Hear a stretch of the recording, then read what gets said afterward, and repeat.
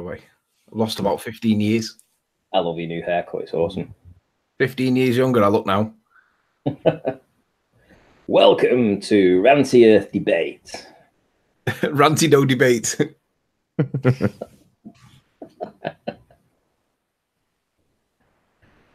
It's hello, Eleanor. You gonna wave? Say hello. Not going to be chatty. She's only just woken up. I didn't even realise we were live. Thanks for telling me we were going live. I did. Good job I wasn't picking my nose, isn't it? Plucking hairs out of my ear instead. Do you like my new haircut? Is it a SciManDan one? I've lost about 15 years with my haircut. Can you see how young and fresh looking I am? Are you supposed to be impressed? You meant to say, God, you're gorgeous. We're men. Oh. Honestly, couldn't care less. Could you care less, Ranty? No. Oh, come on, look how lovely I am. Come on, look at all this like youthful figure that I now have. No? So how old would you think you look now then? Well, I look about 25.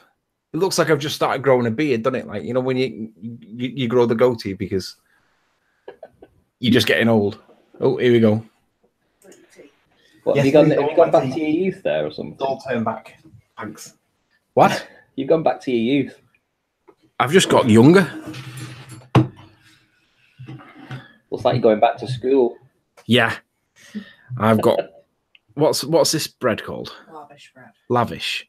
I've got the best lavish bread tea for my tea ever. So you two are gonna have to hold the joint down while I have my tea, and I'm not gonna eat down the microphone for you lot. Come on, leave your mic on. We all want to see it. Thanks. It's massive. Too much information, mate. I'll show you quick. You ready? Look at the size of that. Oh, get in my belly. Lovely. Yeah, that's. You're going to eat all that? Yeah, I've got two. What happens if you had three?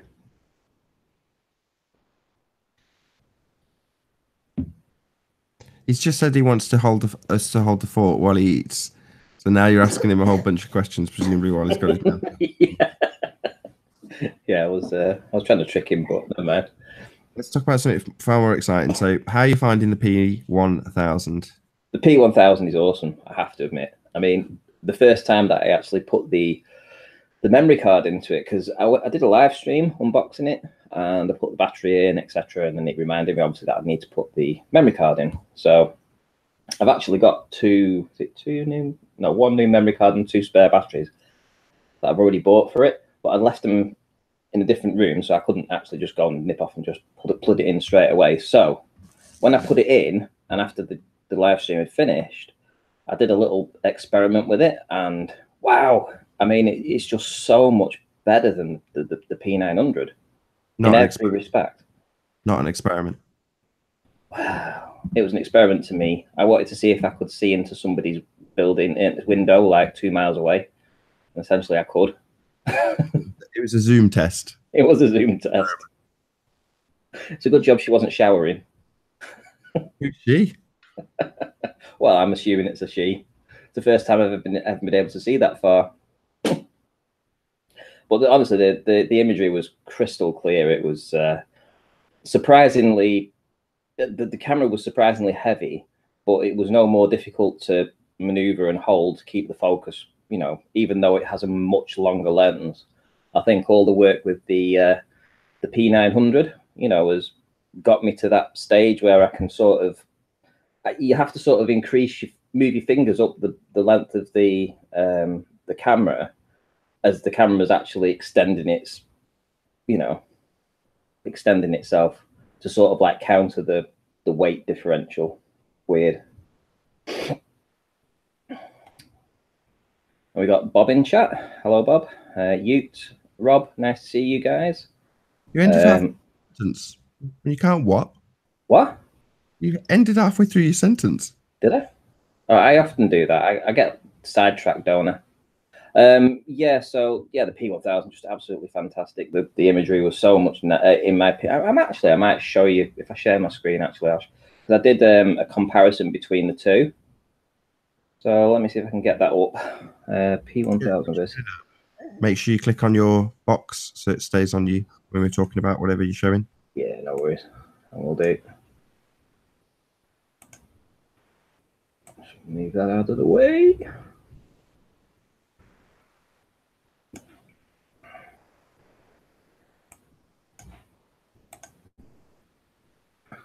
And then click on me. And then, right, let me know if you can see me. You see me there, Nath? Yeah, have you clicked your box? Yeah, I believe so. Yeah, good. Yep. Should that to the audience then? I'll just double check though. I'll just double check. Yep, we are. Yep. Cool. So yeah, this was the first time I got my hands on the P1000, and I actually nearly broke it. Literally nearly broke it. This window that I'd have to I've thrown it wide open because I'm trying to peer over. There is a house. There's a row of hedges here, a house behind it, and then there's a house way in the distance. And originally, I'm just trying to focus in onto the nearest buildings and just get a feel for it. And this window's open, and the wind is blowing from left to right, and obviously the camera extends really long. So I'm sort of like standing in the window, and as the camera's extending out, it's actually going outside the house, and then a gust of wind comes, it blows the window closed, or well, towards the camera. Literally, I mean, it stops about an inch short of the camera. It was the first zoom test on it, and it nearly broke it.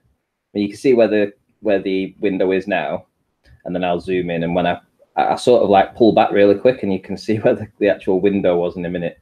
But it's a lot slower at zooming in than the P900. The P900 does it a lot quicker than this, but I think this is like some kind of stabilizing thing.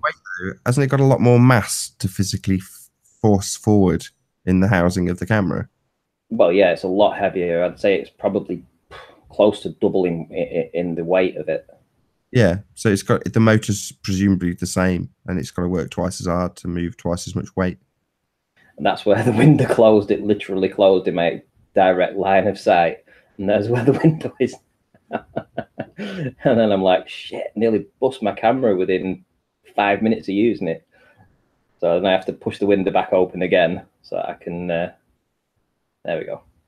And this is, I think I'll get to the shot where we can actually see really far. So this is it. This is about the building in the distance. So not these ones in the foreground. I'm going to go past them. I'm going to see a building way in the distance. Here we're going into that. Look how clear that is. I mean, you can almost see the bricks of that house.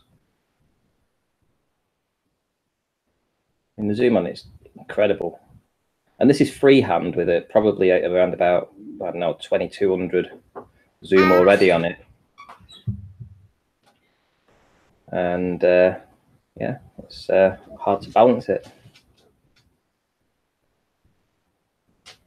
So that's the P1000 footage. And I'll show you that in comparison to the P900.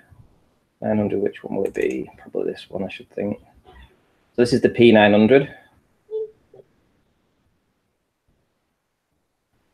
Oh yeah, it does zoom quicker, doesn't it? Yeah. Oh, much quicker. I mean, the P1000, it seems a lot slower, and I don't know whether it sort of resets the focus it's constantly refreshing it because it always seems to stay in focus. I mean, this is the P900, and you can see how it's in and out of focus. It's not as clear. You can't tell. The bricks don't look very clear. That's all very wobbly. If you're a peeping Tom, you want a P900. Why? Well, because it zooms in that much quicker. You capture your moment. To be honest, though, I think you might have your P900 on a setting that you're not aware of that's locking the focus to the foreground. Because my P900 does not do that.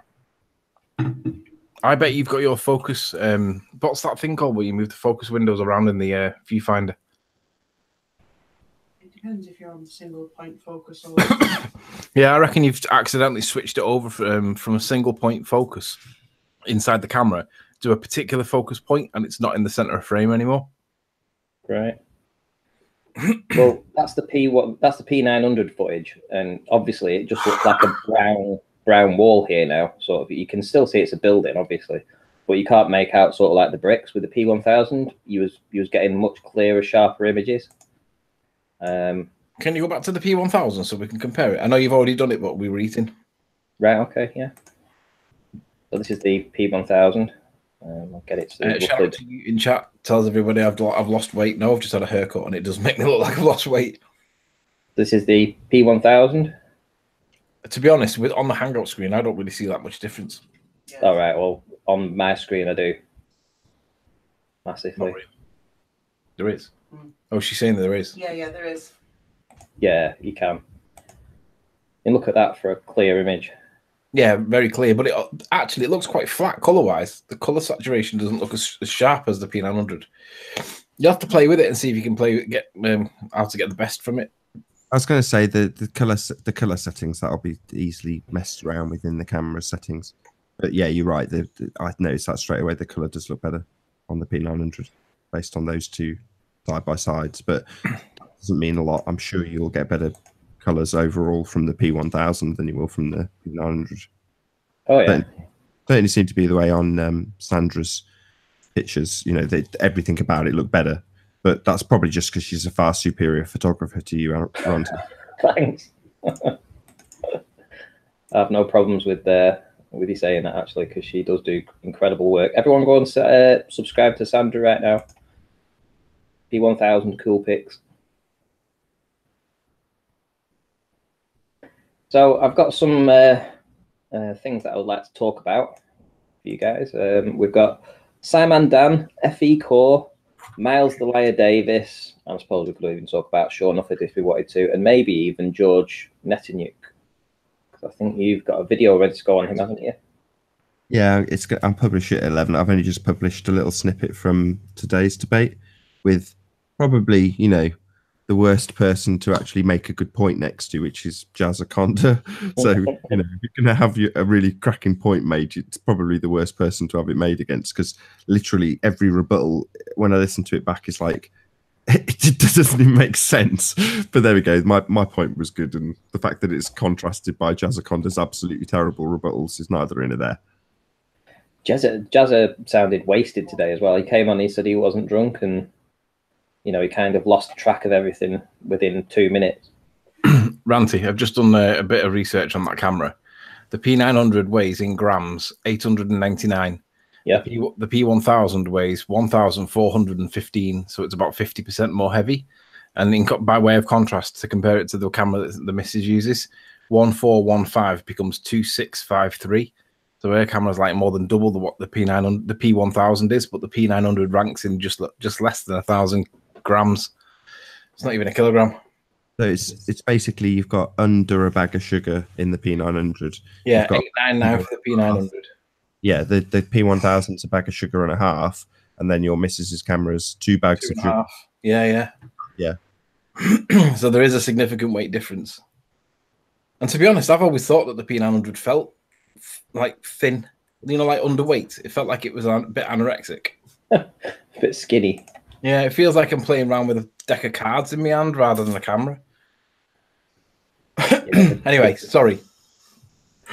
So, yeah, I mean, do you guys want to have a chat about anything? Is there any of those subjects that interest you? SciManDan for one.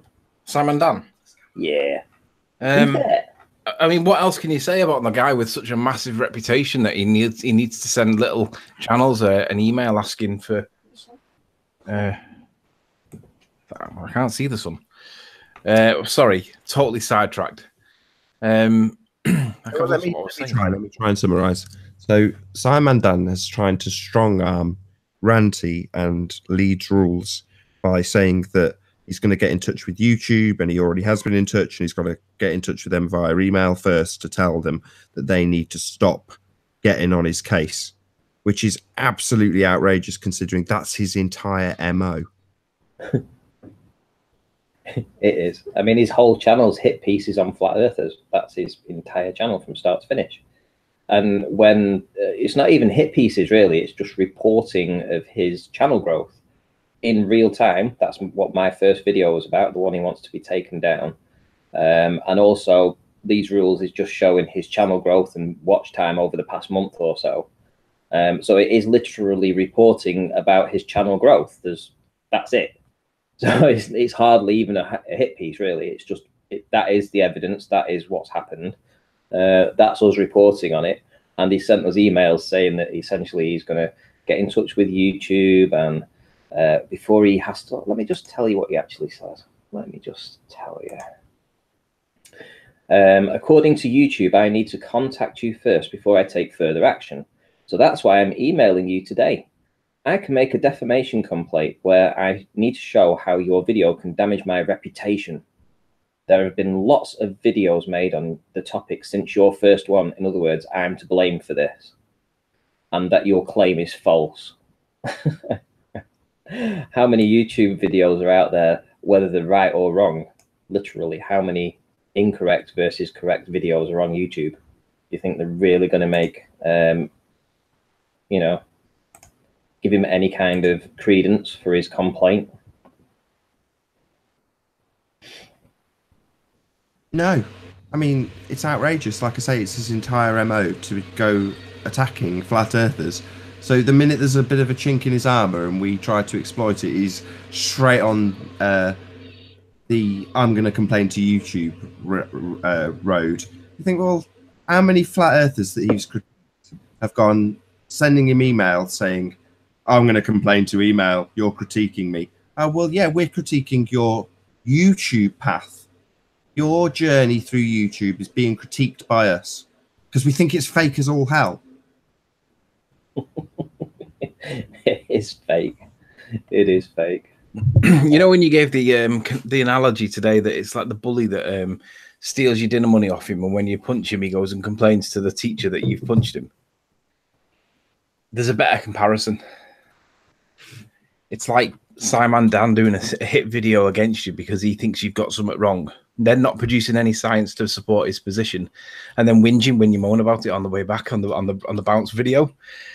Because that's basically what he's doing. Yeah. Oh, I was about to say, oh, wait, that is exactly what he does. Yeah, he's complaining about his own behaviour. I don't know. It's kind of like not two-faced. What's the word? Hypocritical. That's what it is. It's hypocritical. Oh, he is. Have you seen Miles Davis? Yeah. Have you seen Miles Davis, though? He's done a second video within 24 hours about this lighthouse.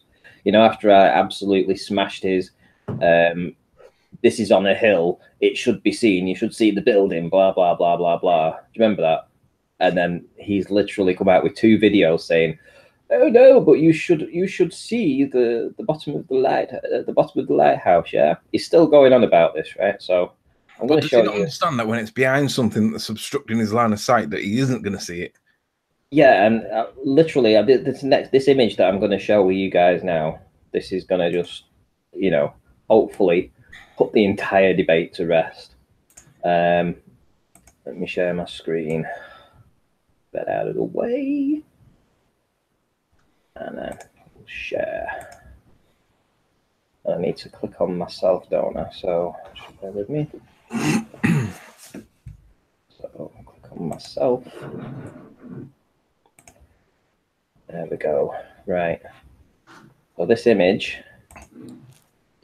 was taken from a much higher elevation, so I'm just going to show you where it was. It was off the sea wall here, much nearer. So from my elevation there at this time, looking all the way over again to this lighthouse here, there shouldn't have been any curvature, right? There shouldn't have been any curve.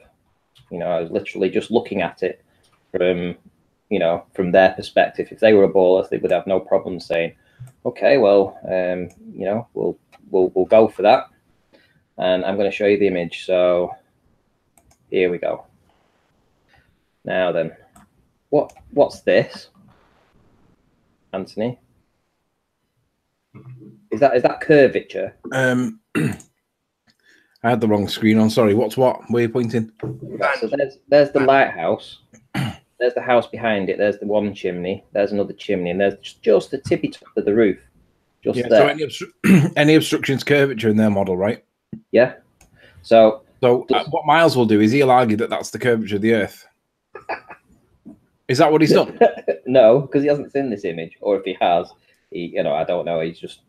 It's something that I've had on my PC for a long time. So It's like, there is the sand dune in front of the damn lighthouse and the house that it But hang sits on a on. minute, you made this point in your last video. Yeah, I know. Not seen it, or is he just playing funny buggers? Yeah, but here's the best bit, yeah? Because he's still going to Google Earth and hovering over the area, he's saying that it's built on a 9-meter high sandbank that's down 9 meter. That would be like 27 feet. Yeah. Don't think so. So he's saying that from the top of the lighthouse here, the very tippy top, to the bottom here where we can see it, is just 7 meters. That's what he's claiming. He's claiming that's just 21 feet, right? And then he says, right, so if that's 7 meters from there to there, where's the other 14 meters down to the water? Right? I'm not sure what's worse. Is that worse than Sean Hufford's terrible audio guy analysis, or is that just a blatant lie? A blatant lie. Because even from this high elevation, when I'm looking, trying to see the building, A, I can't see it, and B, you know, this is at low tide.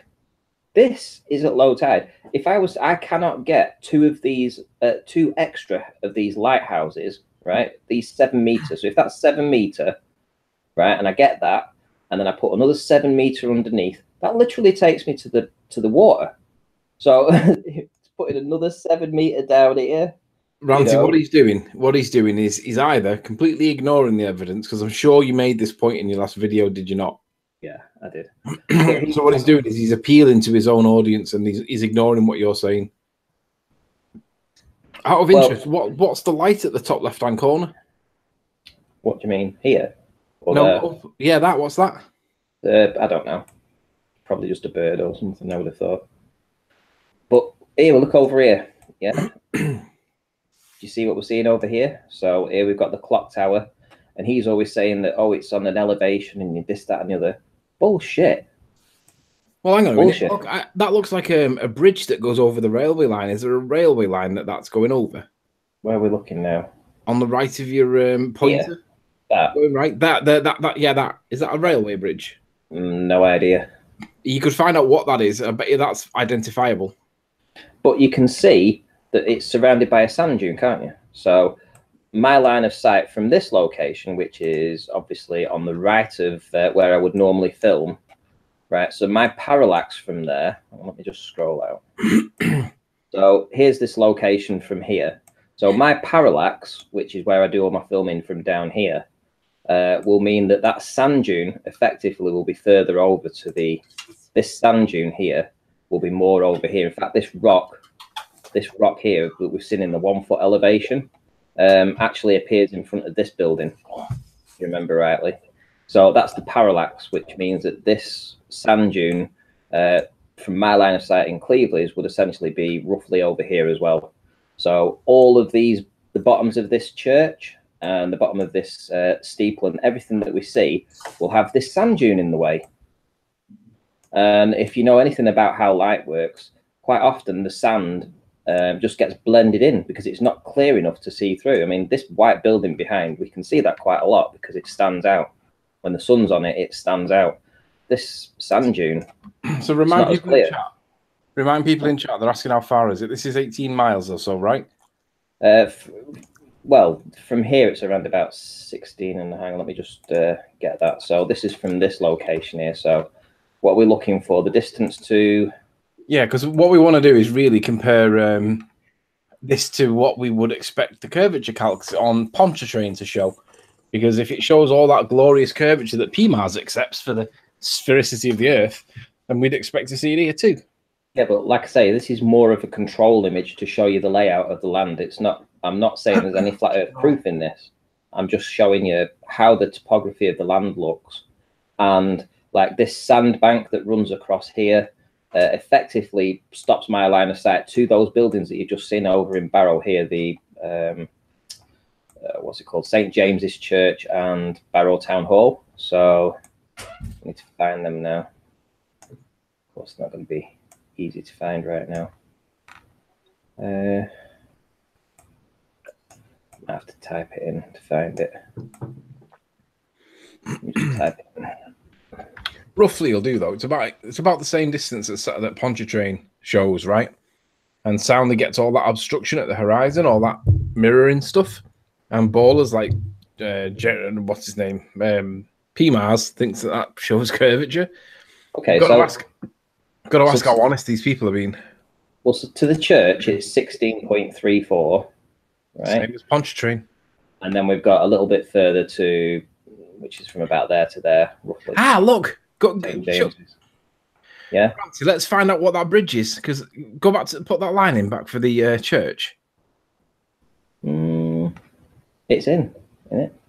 Oh no. Because we'll be able to establish just how low we're seeing if we can see what that bridge relates to. And I'm pretty sure that bridge is only around about 20 feet off the water. Yeah, I'm pretty sure it's going over a railway line or a road. It looks like a pedestrian bridge to go over a carriageway of some kind. So this is the line of sight. So it could be this. It could be this area here. Go further inland. Now zoom in a bit.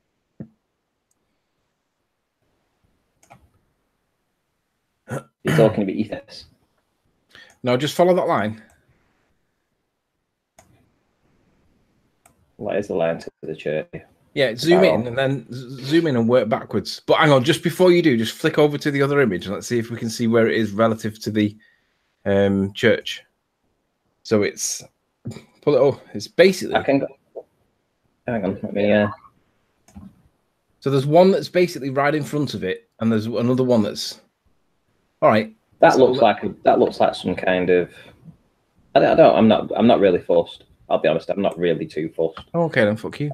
Well, no, and it's not that. It's not for any other reason than the fact that this. I'm just pointing out the topography. I'm not really.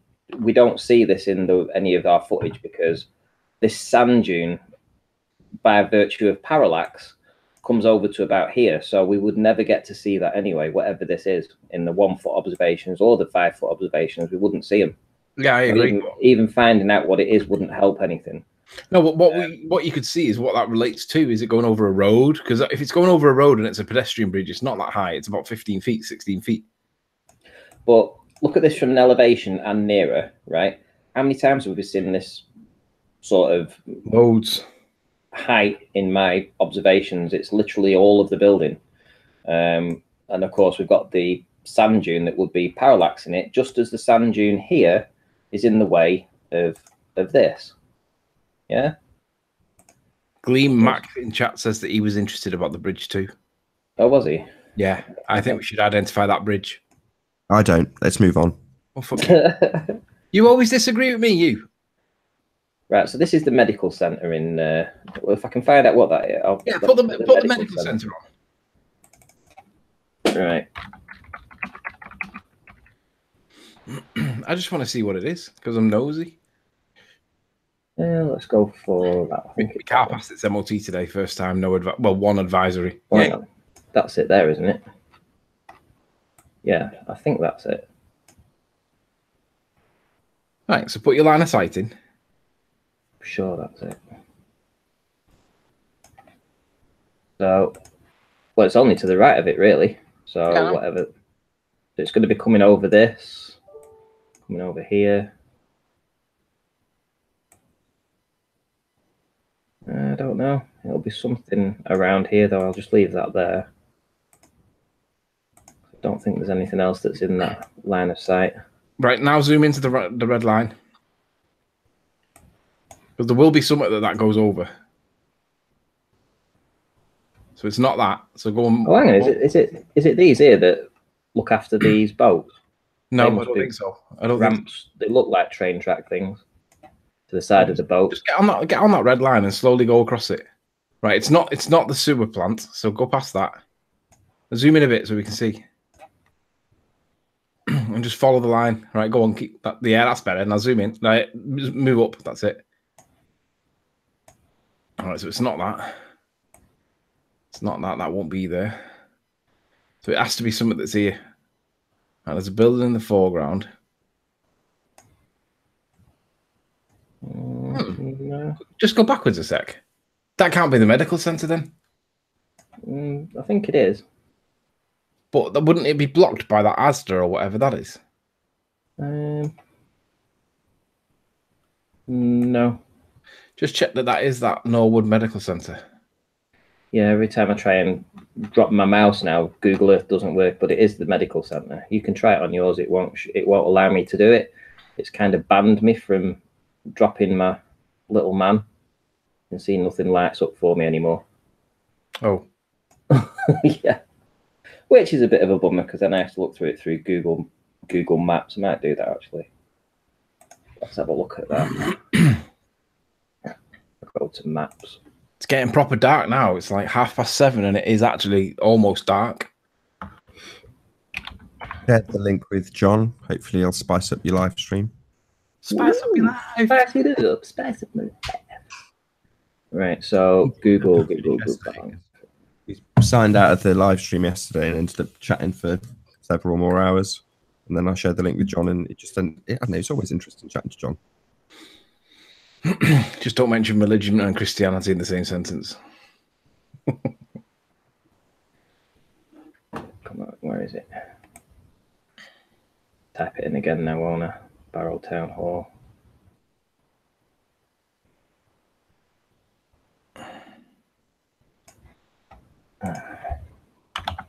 So what's it called? Norwood Medical Centre?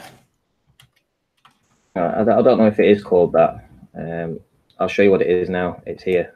There it is. So I'll just drop my little man here and he will show up. He says, see how rubbish my computer's running? It won't even... That looks like it's more internet related than computer. Yeah, but it freezes even on... Come on. Right, so if I put my little man there... So it's just made a liar of you. So there it is. Oasis Medical Centre. Oasis Dental Care. There we go. That's what it is. There's the town hall of Barrow. There's that big building. So if I go down here, it's Craven House. Is that building that we see all the top of the windows? You know, the very long part in the image. I'll show you that now. So that's these ones over here. So this line. Just keep that page on. Is that building? Which? That page that you're on there, just keep that on. So what's the white building on the right-hand side of the screen? That is that medical centre, Oasis Medical Centre. Yes, that's Oasis Dental Care. Right, yeah. so let's find that big tall building that's in front of that thing. So we're looking for a red brick building in front of that Oasis Centre on the line of sight, and then we're looking for that. Yeah, and then we're looking for something behind it. So let's locate that tall four chimney building. Let's see if we can find that. You think that's got four? Right, it has got 4 chimneys on it. Okay, I'll give you that. I'm just curious why we can't get the line of sight. That's why. That's all. Right. Let's cross over for that. So you're looking for the building. So that's going to be. Crikey, where's it gone? Why does it do this? So it's going to be.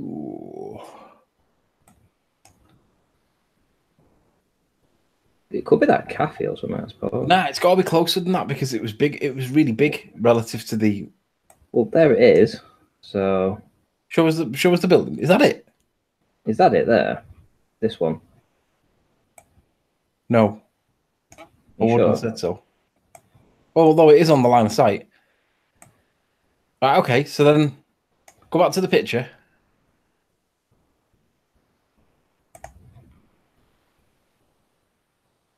So it should be directly behind it. Okay. So we're on a direct line, so it must be. Yeah, so zoom into the junction that you've got your mouse over now. Zoom into that. Do you think it could be this junction here? No, hang on. Just pull it down. It's going to be the pedestrian bridge that takes you into the Asda.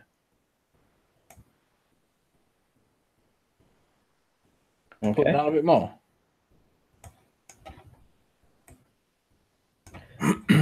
Well, Well, keep pulling it down. Let's see what's on the other side. I think it's this. No, I think it's behind that. Keep pulling it down or pushing it up, I whichever. don't know where you want me to go because Yeah, there's go on. nothing else here. Oh, Ranty, you rubbish. There's nothing here. And to be fair, Yeah. I don't even. Right. What? Is it not? Can it not be leading up to that in some way? Yeah, go on, zoom in a bit and then keep pulling it down. What do you think is this pathway? No, keep pulling it down. Why, there's nothing here. Just pull it down. Keep going. Right, I'm bored of this now. Oh, you're rubbish. I am literally bored of it, and to be fair, it's not like it's going to make a huge bit of difference. Could you put that picture in the side chat and let me do it? Why is it so intriguing to you? I'm just nosy. Just stick it in the side chat and stop being a woman. I'll do that in a bit, yeah. Okay. So back to the point in hand, which was essentially that there is a sand dune for the 5th time that runs in front of those buildings, including the lighthouse, Miles Davis. Oh, look. We need to do the McFly house. We need to do the McFly thing to Miles the Liar Davis. You know, McFly, because he's not paying attention. Told you this in the last video, McFly. Yeah, he's claiming that is 7 meters. So to the chimney tops, that's 7 meters there, right? Which means that I need to now find another 14 meters. Yeah, he's a moron. How can you find 14 meters underneath that? He's a liar, Ranty. He's a liar. He's a liar. There's a reason why the guy's called Miles the Liar Davis. They're all liars. All the ballers are lying. Sean lies. GeoStreamer lies. Soundly lies. Miles the Liar Davis lies. They're lying. He's lying. Dan W asks who's Biff. So if we're going to do the McFly, I think Ranty needs to. I can be Biff. Yeah, you can be Biff. I don't mind being Biff. It's from Back to the Future, the main bad guy. Yeah. But no, I mean, who's Biff is in which person's going to play the role of, you know, because if we're going to do Miles the Liar Davis and do the McFly thing, one of us needs to be Biff. Ranty. Yeah, Ranty needs to be Biff. I'll be Biff. I don't mind that. Biff's ace. The rogue that everybody loves to hate. You need to go and repeat that observation with your super new camera. Rune says Ranty's not tall enough to be Biff. That's quite right, actually. You can't be Biff. I'll be Biff. I take offense to that. I think I should be Biff. Oh, here's another one. Here's a really great one, yeah. So here we have Peel Castle, yeah, from that same high elevation. So, you know, we're looking directly at it. There's no curvature that should be seen from here. So that is all of Peel Castle, and that's how far it is off the water, which is next to nothing. And that building's only like 26 feet tall. Yeah, Miles, you're just being a moron. How can you not see that there's no curve? You can't get out of this, dude. 26 feet tall. So down to the bottom, it can. Let's give it 50 feet. Should we give it 50 feet above sea level to the top? Should we be generous and say 50 feet? Yeah. Yeah. And then let's do the curve counts on it, shall we? Let's have a look at Google Earth and do the curve counts on that little one. Because it's convenient how he's focusing on this lighthouse, which is behind the sand dune, and completely ignoring the very real fact that we're seeing so many other stuff in the video. So let's do a distance to Peel Castle, shall we? I'd like to echo the words of Yeshua Dude. Fish Matrix show us how gas pressure can exist next to a vacuum. I'd like to echo those words because we all know that you can't put a gas pressure next to a vacuum. Don't be a moron, Fish Matrix show. Hang on, let's just see whether or not he's a troll. I don't actually see him. Right, should we do the curve calcs on this? Yeah, go on. We'd give it an arbitrary 50 feet above sea level to the very top of the building, yeah? So we've got 14.59 miles to that. Right? 50 feet? There's no way that's 50 feet. 14. Yeah, no, I've given 50 feet just for the sake of giving 50 feet because I know that that's too generous. Let's go to the curvy calcs on this then. Curvature calculator. And we can ask why Miles isn't looking into this part of it either. So what was it? 14.59. 14.59. Well, even from an elevation of 6 feet, hidden's 90. Right? I'll tell you what, let's give myself an elevation of 20 feet above sea level, shall I? Let's say I was 20 feet above sea level when I did it off the beach. Hidden 55 feet to the top. So, I mean, 50 feet I've given. Still shouldn't see it. Should we have a look at the video? Let's have a look at the video. Don't want to watch that. Anti-flat Earth. Find that video. Because this is the one that he's concentrating on, and to be fair, it's even one of, it's not my actual best footage, to be honest. And it's this video here. So let's bring that up. See if I can go back and see Peel Castle. See if I see it.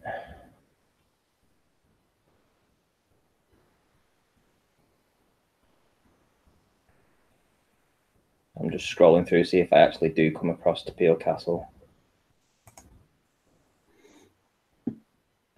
Doesn't look like I actually even go to Peel Castle on this one. What a bummer.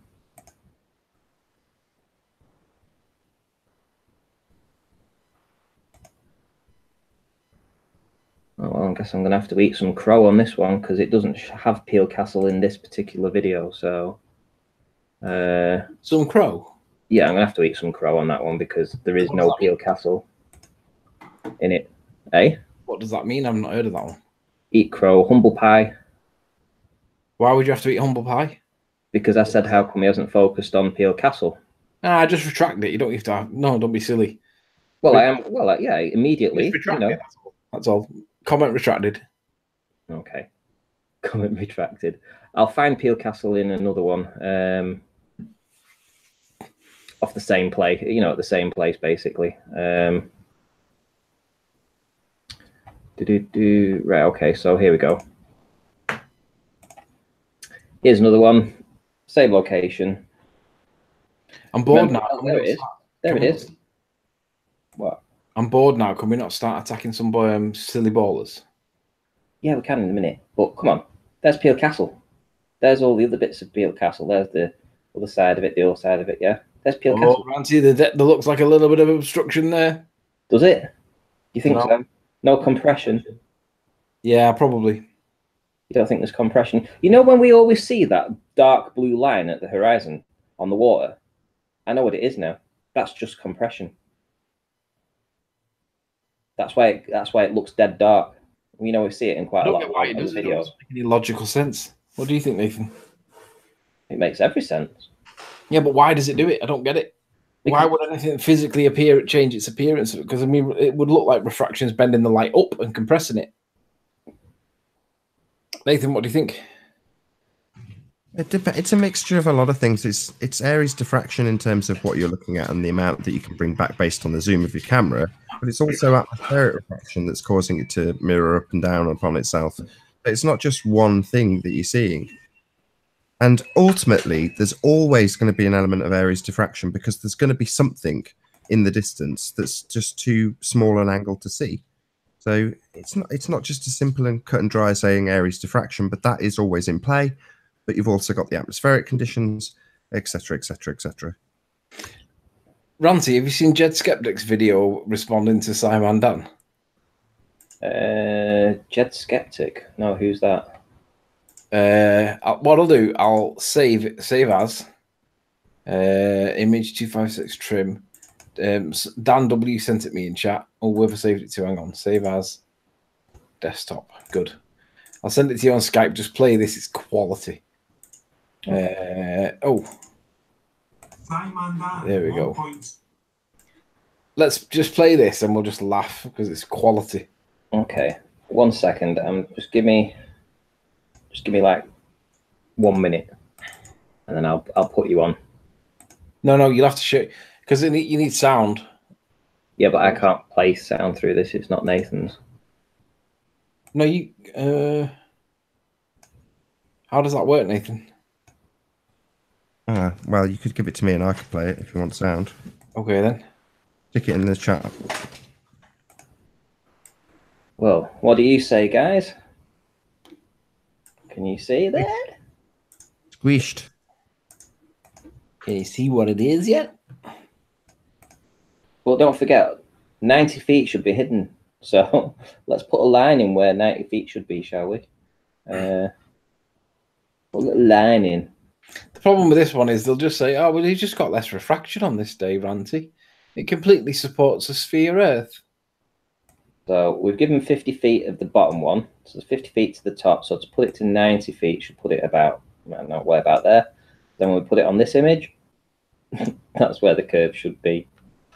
But again, we're seeing, if we look at the actual image and we look at it and pay attention to it, we can actually see that it's on the hill.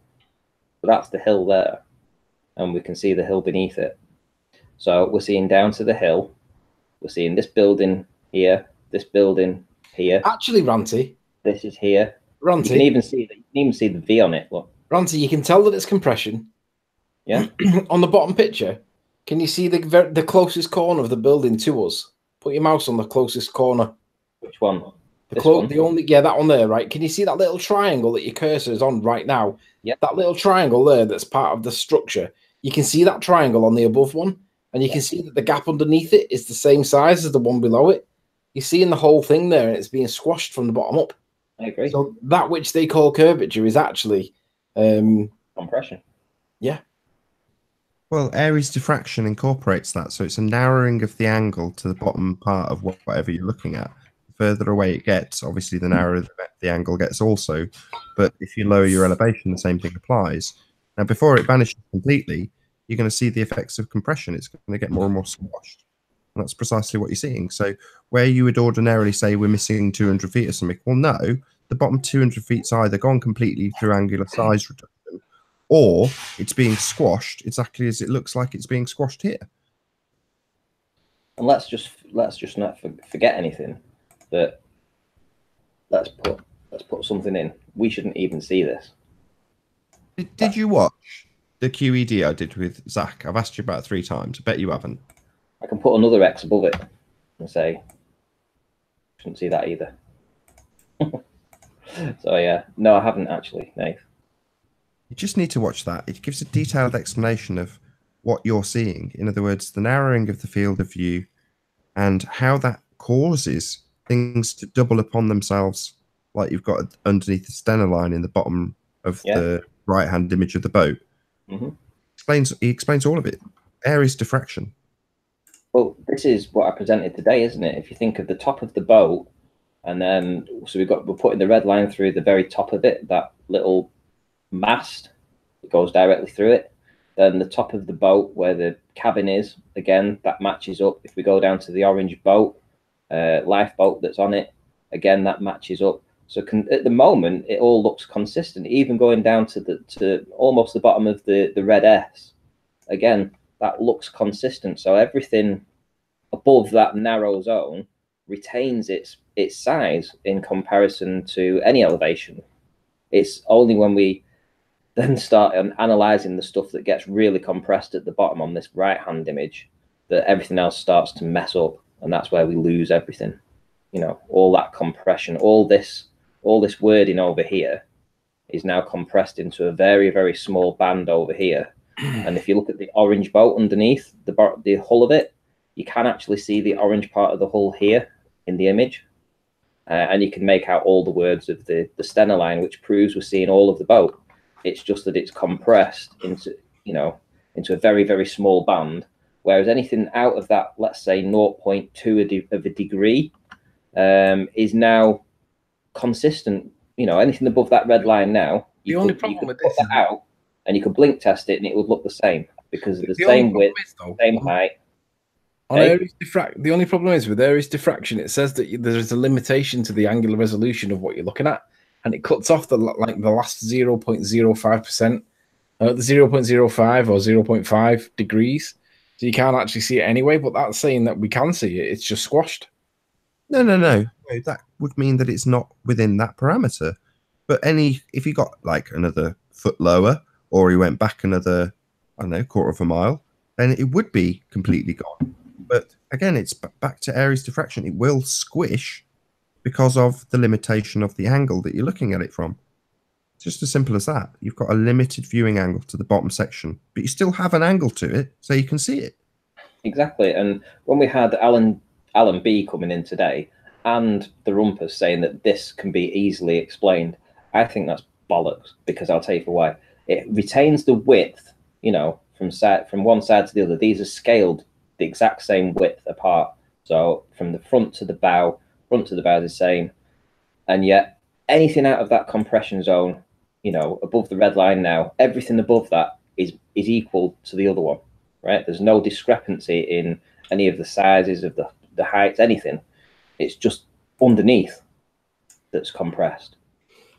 Now you can apply that to anything, buildings, wind turbines, anything you like over water and at distance. This is the effect that's going to happen, because at some point you will reach that critical amount of angle that's going to do this. Doesn't matter what you look at, they will have to go through that critical angle, and that critical angle is going to compress it just like this. Anyway, so let's get back to some bashing, shall we? Yeah, do you want a live update of how many subs SciManDan's got at the moment? Let's say, let's bash SciManDan. 63,702. And when I first loaded his page about 12 minutes ago, he's gained 18 subs in 12 minutes. Wow. 18 subs in 12 minutes. I don't get that a week. What a reputation that guy's got. So I'll just read his comment. Let me just read it once through. He says, "I'm going nowhere, buddy." This is SciManDan in a reply to a comment on one of my videos and the original comment is, "Yay, SciManDan is great." That's the original comment. His reply is, "Nathan Oakley 1980, I'm going nowhere, buddy, because I've not spent a penny." Yeah, you've spent a lot more than a penny. "I know I haven't." Oh my God. Is he confirming? I know I haven't. Oh God. The over enthusiasm of his denial. The double down. That's the double down, double speak. Yeah. It's back to, do you remember when I showed you that video, Anthony, where the guy's analysing the the interviews with the McCann parents? Do you remember? I do. And the guy, he says, I didn't kill my daughter. No, that's an emphatic no. And they're like, you don't need to add on, that's an emphatic no when you deny something. You just say no, unless you're overcompensating. So saying, because I've not spent a penny, I know I haven't. Well, what do you mean? You need to confirm to me or you? You know what I mean? Anyway, this is the bit that gets interesting. And when I hit 100,000, get this guy. When I hit, not if I hit, he knows he's going to hit 100,000. Probably because he's purchased 100,000 subscribers. But yeah, so he already knows he's going to hit 100K. So he's not going to stop until it hits. I would be surprised if that's not the exact number and he's just confessed it in this comment to me. Yeah, it does sound like a confession. Literally, I'll say it one more time. I know I haven't. And when I hit 100,000, it's like, I don't know if I'm going to go down in subs tomorrow. You know what I mean? Let alone when I hit 10,000. I'm like, come on, if I could just get to 10,000, if I encourage people to subscribe just one more time, I might get to 10,000 one day. To be honest, Nathan, I don't know why you haven't gone down anyway. Sorry, go on, carry on. You cheeky sod. But that's my point. Most people are like, I remember a couple of years ago, Morgan making a video and going, I've lost 200 subscribers. I normally go up by at least 20. And, you know, I forget the quantities he was talking, if it was daily or what. But, you know, he's used to going up, but then he suddenly has a big dip. And that happens, you know, you have a big dip in subscribers. Maybe you've said something to offend a load of people. Who knows? But you don't just go up. You do have periods that you go down as well. Dan, meanwhile, when I get to 100,000, oh, right, you know that you're getting to 100,000, do you? That's pretty incredible that you would know such information. It's almost as if he's got a crystal ball and he can predict the future. Yeah, it's called pound notes. I mean, let's be honest, right? Let's be honest. He's on 63,000 currently, right?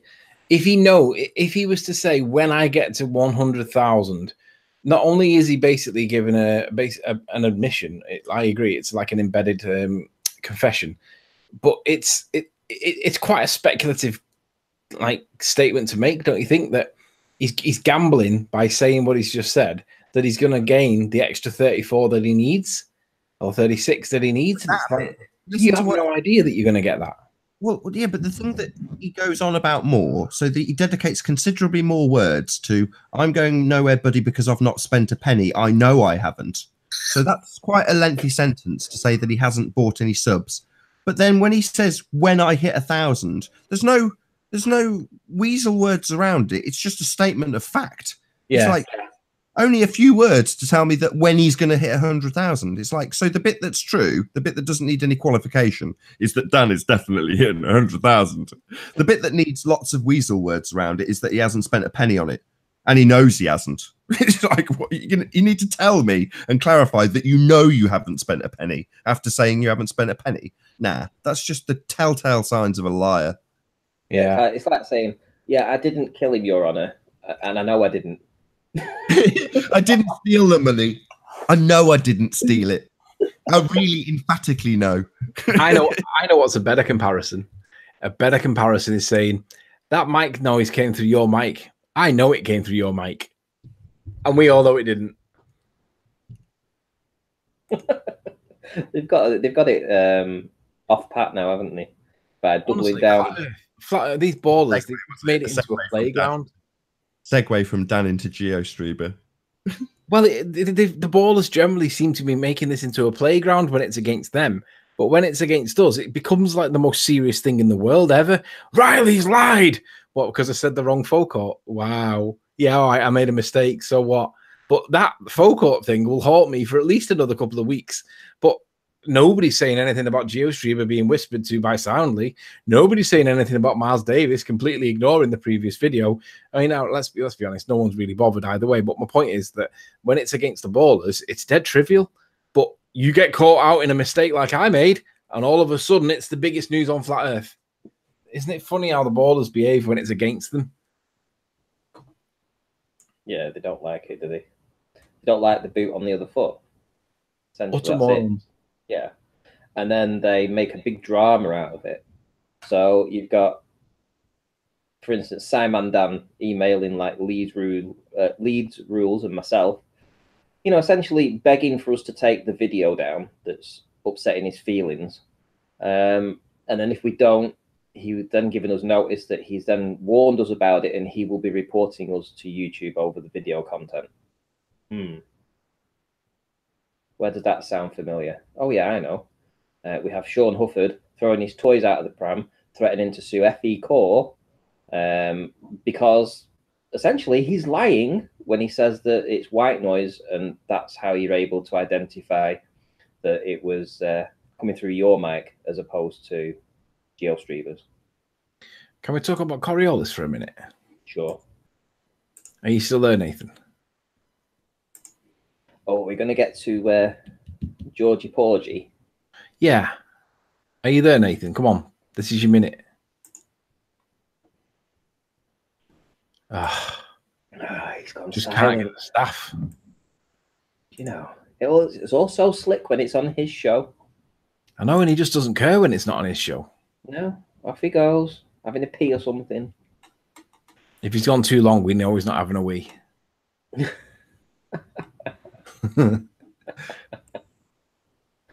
What was I going to say? Oh, FeCore. Yeah. So you introduced me to Mike today. I don't know if you. How did it come about anyway that they would like me to be part of FeCore? I can't tell you that online. Oh, right. Okay. Fair enough. I'll have to tell you that offline. Okay. Fair enough. I can't answer that one. Right, well, make sure you don't share the Hangout link when you're looking through it because it pops. Am I sharing now? It pops up on the big screen when you're talking, yeah. So if you don't want to show that link. Nathan, are you back yet? He's not back. This is the only time that I really want him because I want him to address this nonsense that George has got. I think George has been assigned with the one task of Coriolis. I honestly do. I think that when Coriolis comes up as a force, George has to come in because we give him so much shit for all the other things on all the other topics that he's like garbled his way through. But on Coriolis, he has to come in. You can almost predict it. He has to come in. It's like a trigger word. Well, going back to FeCore then, seeing as, you know, that's what I wanted to kind of talk about until Nathan gets back. Yeah, they've invited me to be a part of FeCore, and I've gladly accepted. So I'm a core member now of the FeCore, which means I'll be privy to all the good stuff. Obviously, I won't be able to talk about that. But it'll obviously. I reckon it's worth thanking Sean Hufford for this, because I'm pretty sure that he was the catalyst. Think so? Sean Hufford. Why? Well, I'm pretty sure that all this stuff with Sean has all triggered this as a consequence. Have you got DVR enabled? Yes, I do. Okay. So when I talk, does it show my screen or does it show my face? It shows your screen. So every time you flick through the Hangout link, and if you're talking, it will get displayed. That's why I've put myself as being the, you know, it's just my avatar that you're seeing at the minute until you actually, if you get a hold of that pop-out screen and you move it halfway across the screen so that the link isn't showed and then you minimize it, it doesn't matter if you hover over it, it's never going to display the full link. Come on, Nathan, where are you? He's gone for a shit. He's gone for a shit. Nathan Oakley. Hang on, wait a minute. You weren't gone very long. He's gone for a shit. When you had that massive bagel or whatever the hell it was. Who, me? Yeah, did you eat it all? Yeah, I had two of them. That was ages ago. In like 3 minutes. You was only gone for like 3 minutes. I'm gonna time it. I'm gonna go back and I'm gonna time how long you were gone. They were massive. Yeah, but I focused on the task at hand. I don't do two things at once. Matthew's just asked in the chat. He says, "Ranty, I'm new to this. Can you or someone explain why all the blue spanners? I want a blue spanner." Well, I'm sorry, Matthew, but if you just talk normally and you're just a genuinely sort of like interested in this debate and you've got things, talk away. Nobody's going to ban you. You know, they're all nice people in this chat. I trust every one of these with a blue spanner. So fire away. You know, you earn your blue spanner when I've seen you around a bit, and it's you just don't give it out to everybody, because unfortunately we do get a lot of trolls that come in that can abuse that wrench. Who was that you're addressing? Matthew Chave. Matthew Chave, I see it. So if Matthew's really new to this, of all the live hangouts that are on right now, he's ended up in a flat Earth one. Yeah. How did you come here, Matthew? Was it through SciManDan or something like that? He has no content and he has no subs. I reckon for that he should be banned. No. Matthew Chave. No, he can stay as long as he behaves. Everyone's welcome. All right, well, everybody pay attention to Matthew. If he steps his foot out of line, kick him out that door. Because he has no subs, no content, no nothing.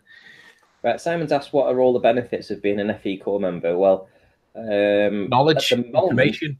Yeah, exactly. At the moment, I don't really know. I know that it's a lot of knowledge, like you say, in investigation, and you get to be a part of that. I've seen a lot of the work they've been doing, and I've heard a lot of behind the scenes. So yeah, I'm looking forward to getting stuck in. Will there be any benefits for me? Probably not, apart from knowledge, and that I'll be able to use in my own research and stuff. Although, of course, I won't be able to talk about any of the experiments they do. But this knowledge will give me a greater base to formulate arguments. Yeah, you're being trolled by your spanners here. Wow. Dan W's just said, "I'm here through SciManDan," and then so's Lee's Rules. He's here through SciManDan too. This isn't funny. You're not here through SciManDan whatsoever. They did this earlier. Globebusters was doing it along with Be Here and Love and a couple of others. Are they buggers? Where have you been? You've been gone ages. You've been for a shit, haven't you? No, I was talking to my wife. I want to talk Coriolis, Nathan. Okay. Because Nathan's like, really? No, I definitely want to talk Coriolis because I want to talk. Right, let's get this on screen because this is probably the best one that I could find. Well, hang on. Have you minimized the Hangout page so that you don't display it because you gave it away yesterday at the end? Right, it's done. So share that now. Right. Okay. It doesn't work like that. You've already shared it when you speak. I did explain this at length yesterday. In a normal hangout, if you speak, you're sharing. Screen sharing. Yeah. Yeah. God. Yeah. Every time you're talking and rattling away and you're flicking through the screens and you're showing the Hangout link, it's like, hello, everyone can see that. Well, they can't see it now. Well, I don't know whether I've shared it or not. No, you haven't shared it, but I'm saying that's why I've got it focused on me at the minute. Right, okay, well, unfocus on you. You're good at unfocusing. I can present you, so let me know when you want presenting. I'm ready now. Right, okay. You are now being presented. Right, Nathan, have you uploaded the George Netanyahu latest video? Yes, I have. It's not been published yet, but yes. So explain. I hope George watches this. He probably won't, but I think we'll snip this part out and we'll re-upload this bit. So let's talk directly to George, seeing as though he's not here, and let's address this at a later point. Talk to George about why his projectile is nonsense. Okay, well, just have to explain the Coriolis effect. So to have a Coriolis effect, the cannonballs in this example that you've got on screen, leave the cannonball and enter a second reference frame, the atmosphere, and the Earth turns underneath the atmosphere. Therefore, if you continue to turn underneath the atmosphere as the bullet, which is traveling in a straight line through the atmosphere, it will appear to curve because you're rotating underneath the atmosphere and the bullet is traveling in a straight line through the atmosphere. But because you continue to move, it appears like it's curving. It's not. It's traveling in a straight line through its reference frame, the atmosphere. Now, George's assertion is that when you've got a bullet or something that's in free flight, like something with an engine attached, anything like that, it suddenly has its own reference frame. It's not traveling through the atmosphere anymore. It doesn't matter. The atmosphere's not the reference frame that it's traveling through. It's its own separate reference frame. It's complete bollocks. But yesterday, when he was on the show, he completely contradicted himself. So he starts off like he has continually, asserting that you've got a separate reference frame from the atmosphere because the atmosphere's attached to the Earth. So when the bullet exhibits its Coriolis, its apparent deflection, it's because it's generated its own reference frame, devoid of the atmosphere, nothing to do with the atmosphere. The atmosphere is attached to the Earth. That's one reference frame, the Earth and the atmosphere. Then the bullet being fired creates the second reference frame, according to George. Yesterday, he completely contradicted that when we pinned him down with the definitions. So at the end of his assertions, he says the bullet enters the atmosphere and the Earth turns underneath, finally conceding the exact thing that the Coriolis should do. Now, at that point, when we then say, well, why do the planes travel in not travel at different speeds in different directions, east to west, west to east, his answer was, well, that's powered flight. Like it's somehow different for something with an engine attached versus something that's been fired out of a cannon. It makes sod all difference. It doesn't matter if you throw a ball or if you fire a cannon or if you fire a sniper rifle or if you have powered flight. If it's entering a second reference frame, the atmosphere, and the Earth turns underneath, if you are on the Earth, you will witness the plane taking a curved path, even though it's traveling a straight path through its reference frame, the atmosphere. So, in essence, you've got a contradiction in terms. If you've got Coriolis effect, i.e., when something leaves the rotating reference frame, the Earth that spins, and enters the second reference frame, the atmosphere that doesn't spin, then why don't you have east to west, west to east flights taking different durations? The answer, because the Earth doesn't spin. We don't have Coriolis because there is no bloody spinning going on. So it's an utter clusterfuck of these guys double speaking us non-stop. George being the main culprit. Every time we talk about Coriolis, there's George double speaking the hell out of it.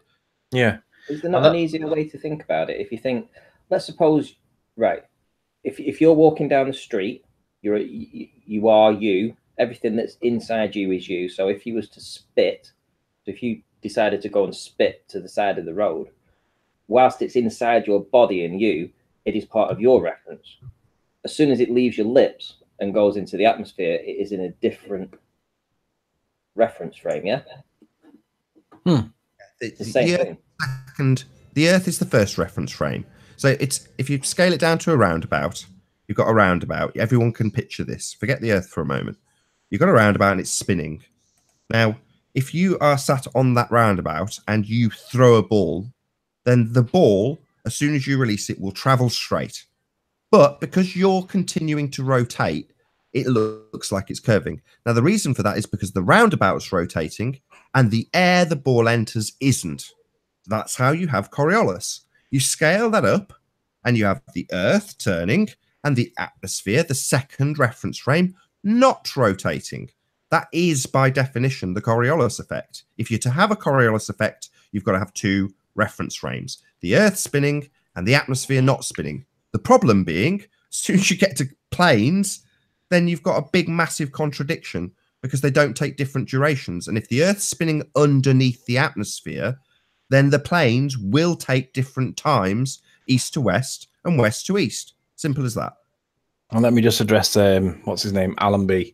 I said when this came up, I said, yeah, north to south, like projectiles traveling north to south are the only ones that would be affected. And he said, now, Riley, it's east to west. And I was like, why is it east to west? And he said, because that's what the Coriolis is. And I was like, east to west is going to make the bullet go a little bit faster or a little bit slower, but it wouldn't affect its direction of travel. And I was pretty certain I was right, but he was telling me I was wrong. And I was like, huh? So Alan B, it is bullets that are fired north or south, not east to or west, because east to west is only going to make the bullet travel a little bit faster or a little bit slower, you moron. Oh, so I'm off the mic for a minute. Just going to do what? AFK. What? How long for, though? I wanted you to play the clip. So rubbish at Oakley.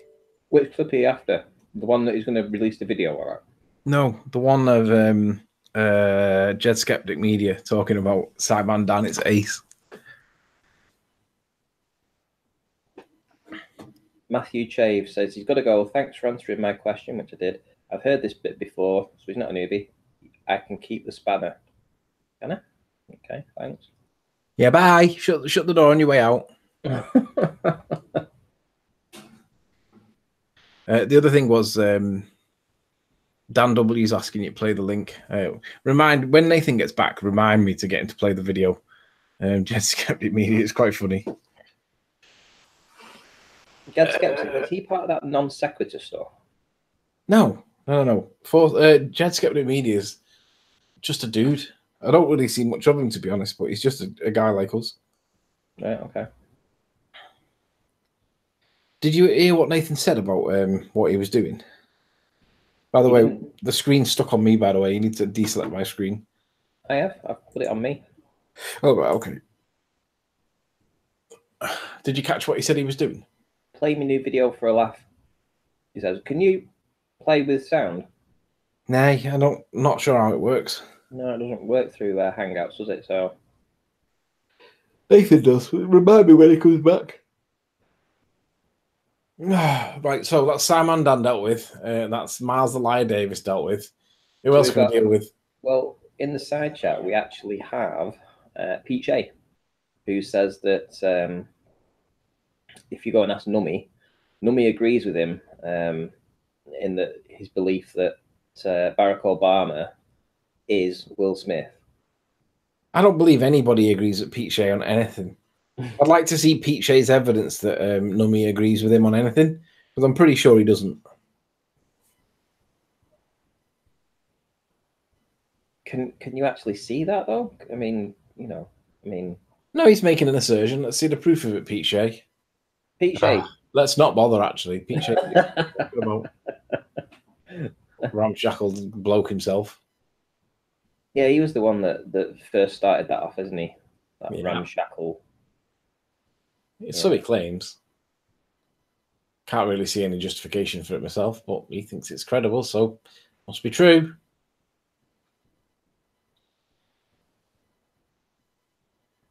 Nummy said, I thought it could be true, not that it is necessarily true. What a shame, Pete. So you've quoted Nummy as being on your side, and I said, I don't think anybody would agree with you. And what do you know? Nummy says he thought that it could be true. Well, that also equally means he thinks it might not be true. So it's 50-50 at best. And I would say it's probably nearer to 10 than 90, to be honest, Pete. I just don't. No, I can't see it. Why would you expect not Pete Shea? Why would you expect to see Obama and Will Smith in the same room anyway, to be able to make the point that you never see them in the same room twice. Well, I reckon you'd be quite lucky to see them in the same room once.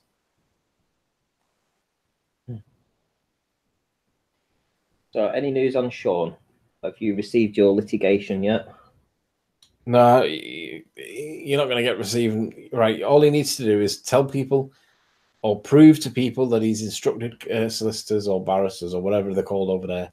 That's all he's got to do. Show that that letter of instruction has been sent to them and that they've acknowledged it and said, thank you for being our client. Please send us $500 on account of costs.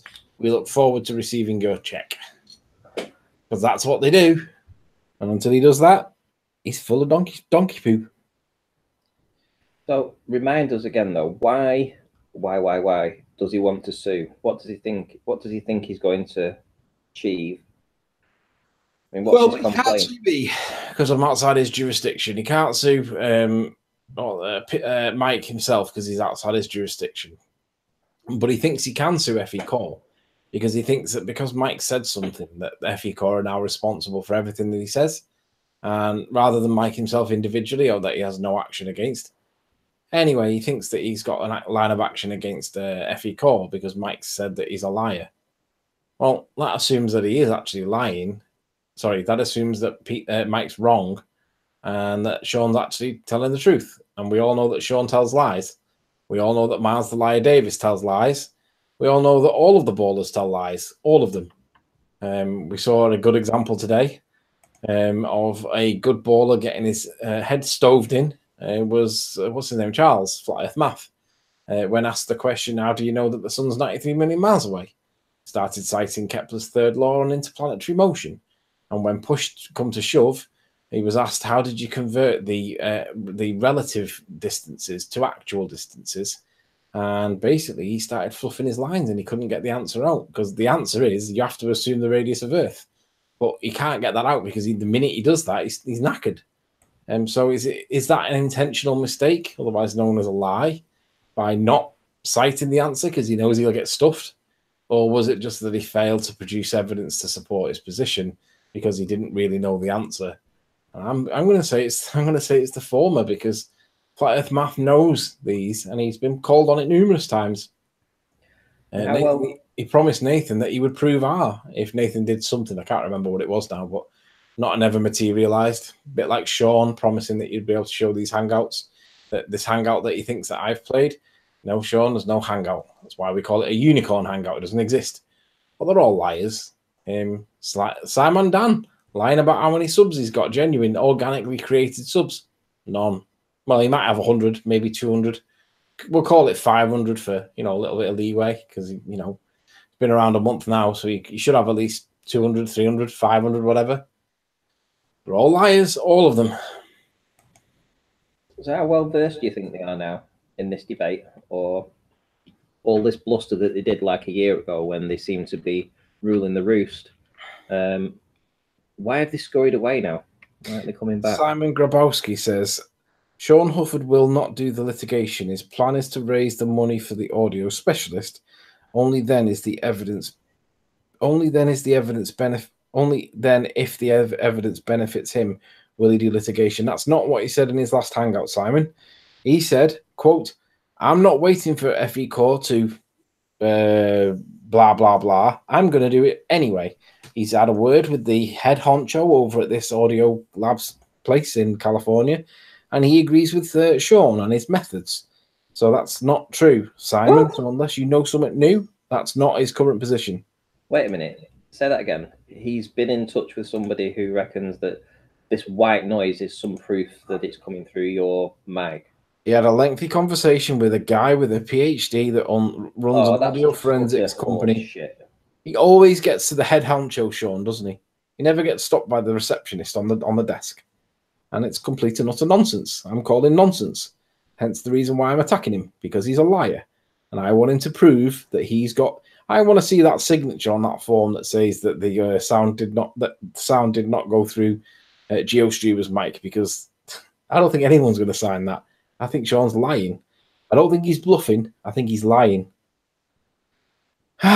Sean, what a moron.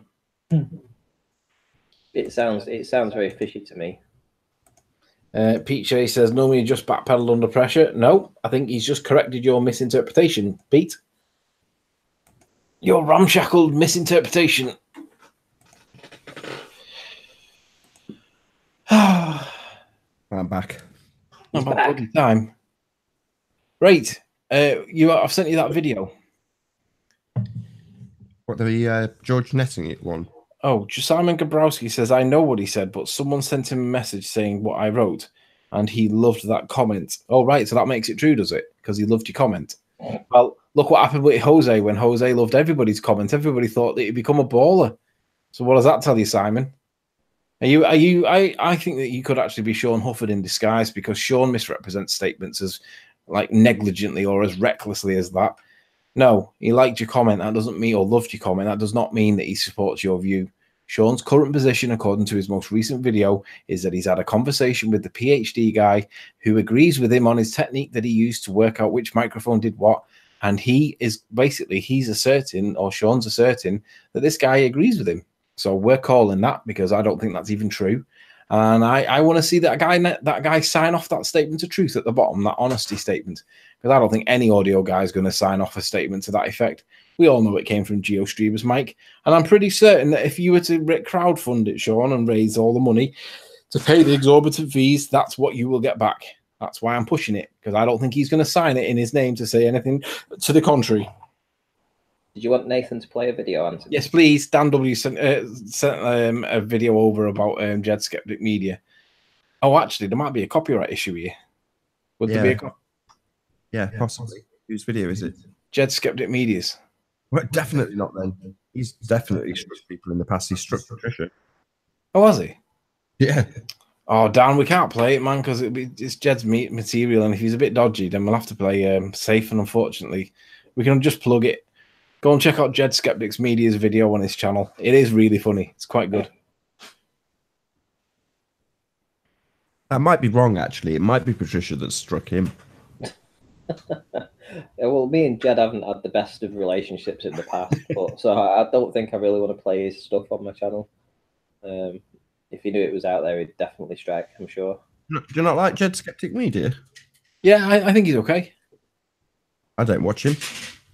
I've seen a couple of videos of him. I wouldn't say I'm his biggest fan. I mean, he's no Nathan Oakley.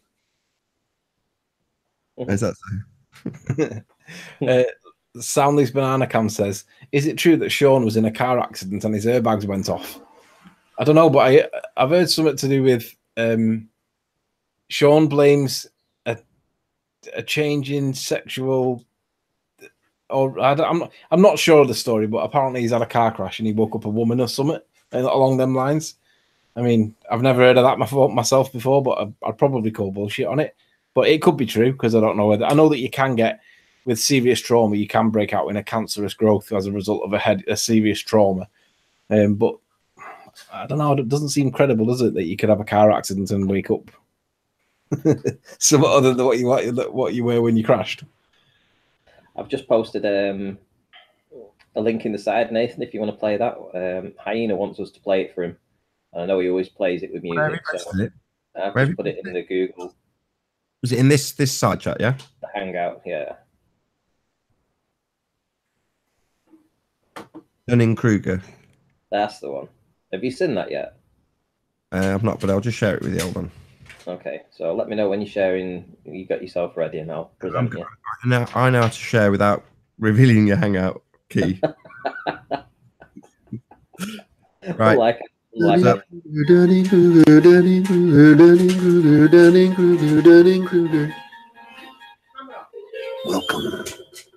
to the Dunning-Kruger zone, where making a YouTube hangout is the same thing as an academic achievement, where citing the name of logical fallacies is more important than actually proving your opponent made a logical fallacy, or naming your YouTube channel after a logical fallacy in Latin does not preclude you from chiding your opponent from using logical fallacies in Latin, where the opinion of your audience is more important than the arguments made by your opponent, where not understanding your opponent's argument is the same thing as refuting your opponent's argument, where experiencing estrogen leaking levels of butthurt qualifies for a refutation of your opponent's argument. Hello, darkness, my old friend. I've come to talk with you again. This is the Dunning-Kruger zone. Dunning-Kruger!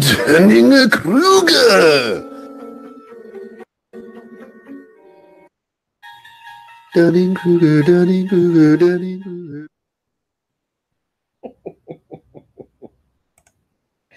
That was quite funny. It is very good.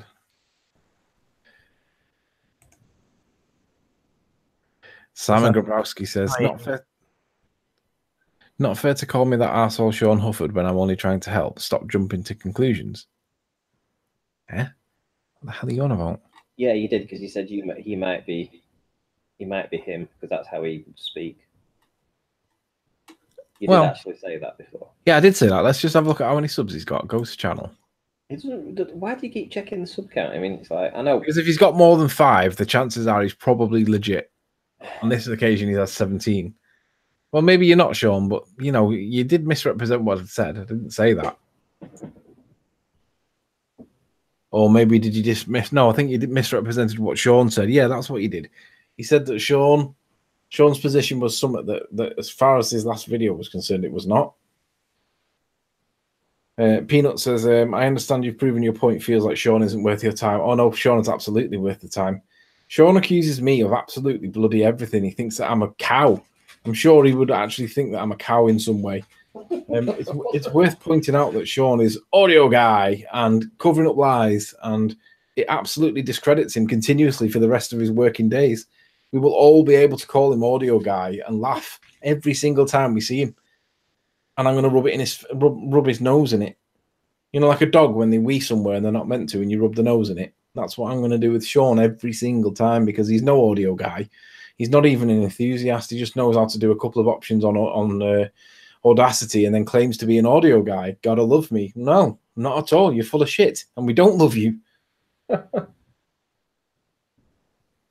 So Audio guy. Nathan's just plugged his video. Yeah, yep. George Netanyahu basically makes a complete and utter contradiction in terms. He U-turns. So if you want to present it on this show, Nathan. So Simon says, I've only got 200 words to write a message. I was trying to tell you what I think his real plan is. He's alive. Oh, right, I see. So you weren't quoting him. All right, okay, fair enough. Well, in that case, then I apologize. P-Mouse, screw you.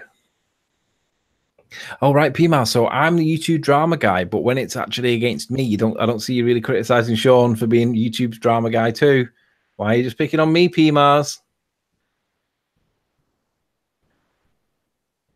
Yeah, P-Mars, why picking on Anthony? Cover-up guy is the new name for Sean. Sean's got loads of new names. Audio guy is the best one. Or Fraudio guy. Fraudio guy. Fraudio guy, that's brilliant.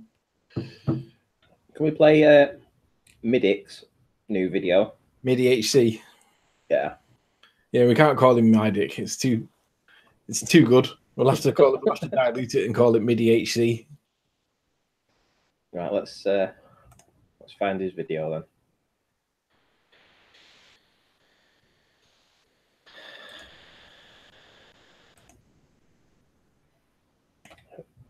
To send you the link, Nath. Just stick it in the side chat of this hangout and I'll be able to pick it up from there. Yeah, sure. Okay, so P-Mars, I'll see you in 300.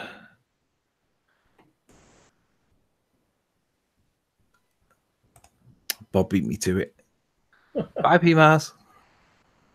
Nice knowing you. Everybody wave to P-Mars. He'll be back in 300 seconds.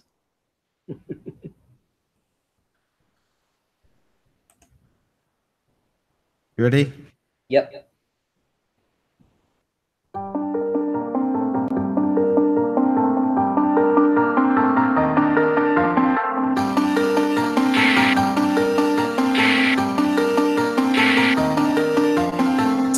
like a space station. You're more like a PlayStation. That looked like PS1. How are we having this conversation? Come back with some glow proof. Start telling the whole truth. We know what you're gonna do. Go back to your globe, dude. I'm flat smacking them, straight packing them with facts. Get them clues and maps to cut through like an axe. Axe murderer, next NASA astronauts astronomically while simultaneously maintaining rhythm and harmony. The Illuminati is definitely on to me, but they can't do no harm to me. It's a bit like Animal Farm. See, all a false dichotomy, while their secret society maintains privacy. So there's nothing for your eyes to see except for their complete lack of honesty. Honestly, I'm sick of this hierarchy. Your secrets ain't safe with me. Stop the malarkey, but get your car key. MIDIHC, Brooklyn.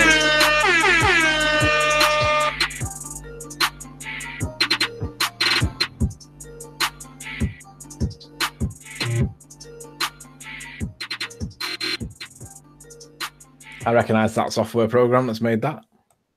What's made it? Is it the same? It's the same one that Nathan uses. Is it called iMovie, Nathan? I use a couple, iMovie and Pinnacle. I hate Pinnacle.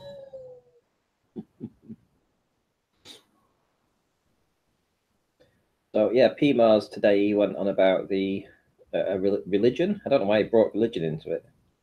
He seems to be, what would you call someone that's not racist but sort of like religionist? What would you call them? He's always going on about against religion. Yeah, he's always calling people out for their religion. Oh, I have no idea. You're a Christian, or you're a Muslim. Well, it would be a conspiratard. There must be a name for it. I would say conspiratard. I mean, somebody accused me of being religious the other day, and I was like, what on earth makes you think I'm religious, you moron? I think it's because I denied that there was curvature, and then therefore he made the logical fallacy that I was in some way religious, and I'm not. I accept that it must have been created in some way. Somebody, something, some divine intelligence of some kind did this. This didn't evolve from nothing. It did not result from a cosmic bang where nothing exploded into everything and monkeys became humans. It's utter lunacy to think that. And if anybody in chat thinks that evolution has got any shreds of evidence to support it, other than cockroaches mutating mildly to form other types of cockroaches, but never becoming horseflies, you are an utter moron. So if that means that makes me religious because I deny evolution, all right, so be it. I must be religious according to that. But the simple fact is, evolution is not the reason we're here. Everything did not get created. Everything did not result from a cosmic explosion from nothing. It's lunacy to think that. Yeah, of course it is. And sorry, the word we're looking for is zealots. I think it was yeah. I mean, I don't really have a problem with anybody that has a religion, because generally religions are pretty good for society as a whole. On the whole, all right, you do get your odd idiot here and there. On all sides of all religions, you do get your extremists. However, just because I deny evolution and Big Bang does not mean that I'm religious. It just means that I realize that somebody or something did create this. This is not a fluke. Yeah, I suppose when you put everything together, I mean, I was religious as being brought up, and then I kind of just, didn't follow through with anything after about 17 or 18. That was it. That was me done. Yeah, that was the same for me. I got brought up with a religion, and so was Nathan. And when I got to about 16, I kind of stopped going, because the way I see religion, it's like football. You're either a red team, blue team, green team, yellow team. It's like a different team. Whatever religion you are, you're basically a color. And so what? Who cares whether you're blue, red, yellow team? It's just a color. Doesn't mean. I don't know why everybody gets so hung tight on religion. It's all garbage. And it makes you wonder when these books were actually written now, because it doesn't make me wonder. Well, if you believe, I'm getting a bit of feedback echo here somewhere. That'd not be me. Probably Anthony. No, I don't think so. Definitely. So yeah, I mean, when you understand that, like, Martin Leakey and stuff are doing all this fantastic work with history, it's possible that a lot of the stuff that was written in Revelation might have already happened. You know what I mean?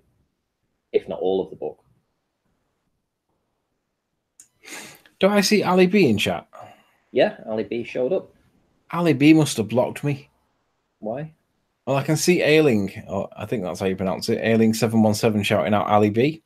I know see no Ali B, so Ali B must have blocked me, I would have guessed. Yeah, he's not. He's up above. When Nathan put, "Be sure to come back," he's like a couple up after that. Yeah, I was just telling Dan W off. I'm like, oi, trying to get people to watch my Georgia video. I'm surprised that Ali B's blocked me. It must have been as a result of the satellites conversation the other day. Well, no, actually, I know why he blocked you if he's blocked you, because I overheard him having a chat on, I think it might have been P. Mars's channel, quite late at night. It was probably 2 or 3 in the morning, and there was 1 or 2 people watching, so probably wouldn't anticipate that I'd be one of those 2 people, but I was. And he was moaning that he basically is under the impression that you lied through your back teeth about the elevation of the Isle of Man observation. Jesus Christ. It took us all about 6 attempts, not just me and like the flat earthers. Numerous people went back and tried to get an elevation of that. So how could I possibly have known that and lied about it? Hang on, wait a minute. Let's just be clear. You cited the elevations in Google Earth and never moved from that. And let's be clear as well. The one that I did cite, which was the lower of the 2, is the one that I made the claim of asking what was going on. What are we seeing here? Which was, I think it had gone from 35 feet to 47 feet. It's only 12 feet out. I don't care about the higher one. The higher one ended up being from 52 feet to about 110 feet. So that was double out, like 50 feet more. But the lower one, which where the claim was actually made, wasn't actually made that far out. It was 12 feet out when we measured it. Oh, hang on, wait a minute. He says that you came onto his channel and suggested that he was a pedo. No, I never. Right. Ali, listen to me, right? There's so many fake different accounts. I mean, I've got a ranty flat earth fake. Anthony has his own sock account. We're not talking about an unreasonable guy here. Can't we just give him the link and chat to him? He's not. Let's see. But because he blocks, he won't be able to join. You'll have to unblock you first. No, he's unblocked me. I can see his comments now. Right. Okay. Do you want the link? Unreasonable guy. So if there's a misunderstanding, as I understand there is from what he was saying when I heard him chatting to the public, so it's not like I'm divulging information I shouldn't hear. The impression he got by the very words he used was that he thinks you lied through your back teeth about the elevation that you were at. Well, that's okay. We can deal with that. But I'm also interested in the inference that I said that he was a paedophile. Not that he came onto my... No, not that. He came onto my channel and suggested I was a pedo. He suggested you were a pedo. No. I suggested that he was a pedo.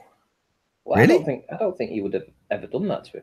Well, I have no reason to suggest that. I'm not against Ali B. I think that his satellite's view is very unique on flat Earth, and I don't particularly agree with it. I agree with some parts of it, but that, I mean, has anybody ever heard me accuse anybody of being a pedo? No, it's not a word I use. I suggested it. I suggested if I was a pedo. No, Ali, I didn't. Perhaps you might be mistaken and you've seen a troll account in my name. Ah, yeah, I hadn't thought that. That's a very real possibility, but certainly that's never been discussed about you, Ali. I think every time we've ever discussed you ever, it's been... Satellites. You know, you seem like a very reasonable guy to me. Well, and I mean, that's coming from a guy that at my humble beginnings with Ali B were me and him screaming at each other on Beyond the Imaginary Curve. But, you know, that's how sometimes you start off your, you know, relationship, if you can call it that, with a given person. But that doesn't change my opinion. I think he's a reasonable guy. Well, so did I until I saw that he, rather than ask me about what he thinks I said about him or implied about him in his own chat, rather than ask me about it, he would block me as a result of it. That seems a bit stinks, that, to be honest. I'm fairly abused by socks, though. So, you know, I found one in my chat literally today, and I did block him because it's confusing if you see Nathan Oakley 1980 replying to people and it's not me. So, you know, I say I never block anybody, but I've blocked my own sock because it's confusing, right? But you have plenty of active socks going around in the name of Sleeping Warrior. Absolutely. I've seen that plenty of times. I've even been accused of porn bombing somebody because of Sleeping Warrior sock went in someone's channel while you were, I think it was while I was up at some bees or something along those lines. You had a good alibi. Not that you. I don't know. Actually, that you'd be a bad alibi in that situation. I would have thought. Well, but the point is though, if I was to say something about like that, I would expect Ali B to be a man and confront me with it either privately, preferably, or publicly if necessary, and get it addressed because I have known socks, Ali. Are you not? Are you not like being the victim of one of my sock accounts deliberately causing shit? It happens to me all the time, but most of the people realize that, you know, morons. Get back to the subject, no drama. Oh, to be honest, Riley, I'd rather address the claims that you're saying here about me. I understand that. Jesus, man. I'm gobsmacked if I'm honest. I don't do any drama in Flat Earth. I might get shit wrong with FeCore or whatever, but I don't get involved in any of the drama. I just attack ballers all day for fun. The only time I had a drama was with Pete Shea because I just don't agree with his view, his explicit and extreme views against one person in particular. Don't think there's any need for it. Well, there is always going to be division in this. It's just the way it is. And the general rule is if you've got a problem within Flat Earth, you speak to them about it. You don't just knee-jerk and react. It's bad form, that, Ali. I expected more of you, to be honest. Well, I'm not going to say anything about it at the end of the day. It's everyone can block who they want, really. You know, it's up to them, isn't it? Yeah, but I thought he thought better of me than to think that I would call him imply that he was a pedo in some way and then not address it rather than just block me. It's kind of bad form, in my opinion. Yeah, I've seen Sean Ufford's channel was porn bombed by my sock, and even Sean knew it wasn't me that did it. So if Sean accepts that it's not the real me doing it, come on, Ali. Yeah, unfortunately, we do live in an arena where people take your name and copy your avatars, copy everything about you. And, you know, unless you actually go to the channel and check that it is them, you can get confused quite easily, especially in a fast-moving chat. I'm just surprised that he knows that people have sock accounts and he thought it was genuinely me. It's bad form, P. Bad form. I could understand it if you weren't close to me and didn't speak to me and you thought I was on the fringe. But anyway. Where are we at? We're at with what's your plans? What have you got planned? Anything? Nothing? Can we get a SciManDan update on the subscribers? Let's have a quick look. SciManDan, let's have a look. We have... Can I just make a guess? He's grown. Let me guess. Has he grown? He's grown, right? 400 subs. He's on 63,723. From what? About 63,300 and something. I bet you he's on 64,000 by the end of this show, unless you stop it now. That's the road to 100,000. The man knows it. He's on the road. 100,000. Here we come. Embarrassing. I don't know how we could honestly sleep in at night time knowing that everybody knows that he's oh, mind you, it's because he's got this reputation now that he never had before, isn't it? Soundly's banana cam thinks that Soundly is his sock. I think P Mars is my sock. Oh, hang on, wait a minute. Oh, right, okay. No. So what have you got planned, Anthony? Is there anything you're doing? St. B's as opposed to B. Pete talks in riddles I just don't understand. My only plan really is to get that infrared camera of yours up to St. B's with me next time I go up. Which means I'm going to have to modify it before then, doesn't it? Yeah, when are you going to modify? When's that happening? Well, Ian Matteson sent me the filter that I'm going to need. It's like it's obviously a clear piece of glass that you put in to replace the filter that I'll be taking out. So I've got to open the camera up, do all that, blah blah blah. Probably takes about an hour. You know, if you're careful, you can do it in an hour. So I have to think of a day. I'll probably do it over the weekend. Yeah, because I want to get some comparison footage with the P900 in its original form versus the P1000. So it'll just give me a bit of time to do. Like a shit ton of that, let's be honest. Yeah, but not from the same day, same location. But who cares? Well, yeah, it does, because you want to be able to do a like for like. Yeah, fair enough. It's not like you're getting rid of it, and I suppose how difficult is it to reverse it, or would you want to? I suppose you probably wouldn't want to. Once you've done it, you just keep it as an infrared camera, right?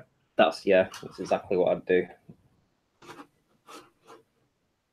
Exactly what I'd do. So yeah, I'm going to probably do that on Saturday tea time, I would say. No pressure. I'll have to watch the videos a few times to understand exactly what I'm going to be doing with it. How many screws there is? There's about 16, 20 screws or something to take out, so quite a few. I can just imagine you can just You're gonna live stream it. I think that'd be a really interesting video if you could live stream the deconstruction, even if the live stream lasted 2 or 3 hours or 4 hours, because it was, time consuming. Yeah, I think I will actually. But that camera that I used today wasn't very clear, so I might have to get a different webcam perhaps. Just a word to the wise: when you do it, don't have the live chat, because you just don't want to get into some baller arguing about some observation you made a month ago while you're trying to concentrate on doing a camera. You have your feed up so you can see that it's working. You've got your screwdrivers in front of you. You've got your anti-static mat or whatever you're going to be doing it with, and you just do it, and you talk your way through it, and then at the end you thank your audience. But if you're being distracted while you're doing stuff like that by anything more than just the fact the live stream is running, then that's when you drop a screw into a lens or something and destroy the camera. I don't want to do that. But I think it's worth the risk. I think if it all pans out and it works exactly as it's supposed to, we're going to see some fantastic stuff. I want to go back to Wales and get the Isle of Man again. That's my main plan for the end of this year. I definitely want to do that. So I'm going to have to go when it's a fairly sunny day. But whether we're going to get that between now and then, I don't know. Seems that summertime's over now. Yeah, but there also isn't a direct connection with it. 130 people watching this show. That's because I'm ace. It is because you're ace. I don't think there's not a correlation between good visibility and good weather. I've had really nice weather. Can't even see Isle of Man. I've had really average to rubbish weather. Can see it crystal clear. That reminds me. So something that came up in the FeCore meeting that I was privy to. I'm sure it was Mike that said it, or was it William? I can't remember. I'm really sorry, guys. Whoever it was that brought this up, I've forgotten who it was. I'm sorry. But someone was pointing out that when they were doing their measurements, I don't know how little I have to say about this because I don't know what they've released. But in any event, he was saying that it wasn't the best conditions because it was really clear and nice and sunny. And I was like, okay, that sounds like ideal conditions. And he was like, no, well, the heat is obviously a problem. And I was like, yeah, okay, fair enough. That makes sense. But I was like, well, what about the clear day bit? Surely you'd want a clear day. And he was like, no, you actually want it a little bit overcast. And as soon as he said that, I remember you saying pretty much an identical sentence only 2 or 3 days ago. And you're like, oh, yeah, the time I get the Isle of Man, the time it's best visibility is when there's a few clouds and it's a bit overcast. I was like, all right, that's very interesting. Obviously, I don't do these observations, so I've got no vaguest idea what would be a good condition to do it in. But certainly when you've got the Isle of Man, there's clouds above it, right? And it's same with that capture that Ranty did that's just been enhanced. I pointed out to him when he was showing it me for technically not the first time, but the first time the enhanced version, that you can see all of the clouds in the foreground as he zooms in to the Isle of Man from 69 miles, total flat earth proof, globe killer. You can see the clouds above him, both at the Isle of Man and above his location. So there's an expanse in between the two that's not got any clouds, but on the whole, it's a pretty overcast day. But that's when he's caught the Isle of Man at 70 miles. Amazing. It's because the mass of the clouds forcing the light up due to the gravitational effect and lifting it up beyond the curvature of the Earth so that it comes into my camera. Yeah, Chris Chris put in chat there. He says infrared proves that the ball stroke curve is just based on a misunderstanding of optical perspective. I agree completely. Imagine that you're looking up. Imagine that there was no atmosphere, and you looked up to the horizon, and you would see that the horizon would form at eye level because the Earth's flat. But visibility, as the visibility varies between you and the horizon, that governs this horizon dip that Rumpus claims that you can measure with a theodolite. But if you can imagine that the 2 points converge at the horizon and you're looking at the horizon, then your visibility would, as your visibility gets less and more, that's going to give you what you would perceive as a downward angle. And it's not. It's just the visibility is affecting your actual plane on the perspective that you see. So the less visibility, the more of a perceived drop there would be, but it's not actually drop. It's just perspective being distorted by the atmosphere blocking what you're looking at. That's all it is. Are you interrupting you pleasuring yourself or something, Anthony? What's with the tweezers? Oh, I'm obsessed with plucking ear hairs. Yeah. I feel for ear hairs, and if I find one, I go digging for it. Really? Why would I be pleasuring myself on camera? Come on. Really? Just didn't know what the tweezers were for, that was all. Oh, because I need to take a piss. I'm going for a piss in a minute. Ah, right. You're not doing that on camera, are you? No. Thank God for that. What was I saying then? Yes, so the horizon dip is actually a consequence of the visibility that you have at the time, because everything goes to your perspective, because we do seem to live on a plane. I don't know why Rumpus. I mean, did you see P today doubling down on there Soundly when he knows that Soundly's basically nobody accepts that Soundly's works genuine, legit, or whatever? Ryan Vincent says that is exactly what happens with the horizon drop at low heights. Correct. So the further you see, the further that horizon will rise up towards basically right in front of you. But the horizon dip is what they call the curvature. And when it varies based on visibility, that's what they call refraction. Indeedy. Indeedy. I'm just playing a video in the background whilst we talk, because somebody said, why don't I take some nighttime photography? Well, just a few weeks ago, I went to Barrow, a couple of weeks ago, actually, and filmed all of Blackpool. Yeah, they are the street lights. This is probably your best video, and nobody really picks up on it. It will when it actually kicks off. I mean, this is killer here, because this is all of the big one that we're going to be seeing in a minute. It's like you can see the entire roller coaster. You should only see a very small fraction of that at this distance. It's like 18 miles away. Saucy London's asking for links for Aries diffraction. Just Google it. You'll find loads on it.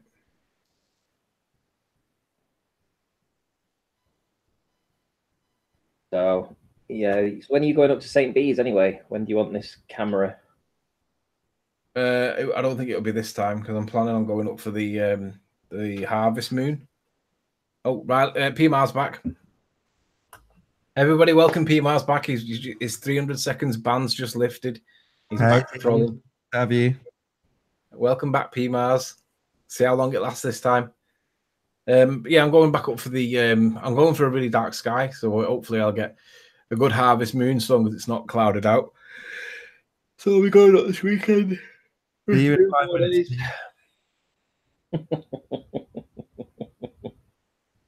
Are you abusing the wrench there, Nath? I know. I was teabagging a fake dearth.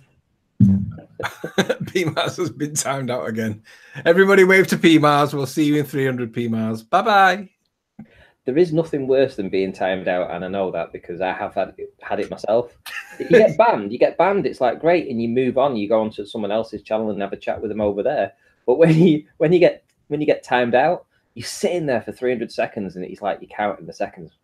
Yeah, it's only 5 minutes, but it feels like 5 days. You know, and people might be saying 6 or 7 things to you, and you're like, you can't respond, and then you're so flustered by the time that you get back. You know, you completely lose your track of what you're going to say. I was timing people out when you were doing your presentation on Sean. I've done it a couple of times because people are in the chat going, "This is boring. Who cares?" And it's like, no, you sods, because we've caught them red-handed. They're trying to downplay it. So I'm like, okay, fine, time out, sod off for 5 minutes then. If you think it's boring.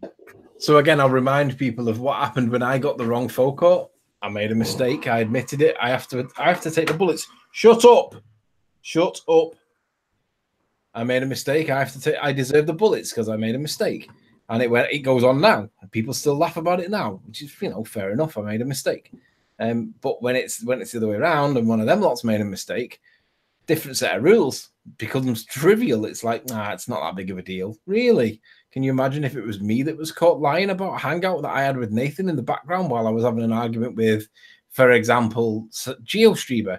If Nathan was heard in the background whilst I'm arguing with GeoStreamer, do you think that would be, it's only trivial? But it bloody hell, I'd be called the most dishonest piece of scum on the planet.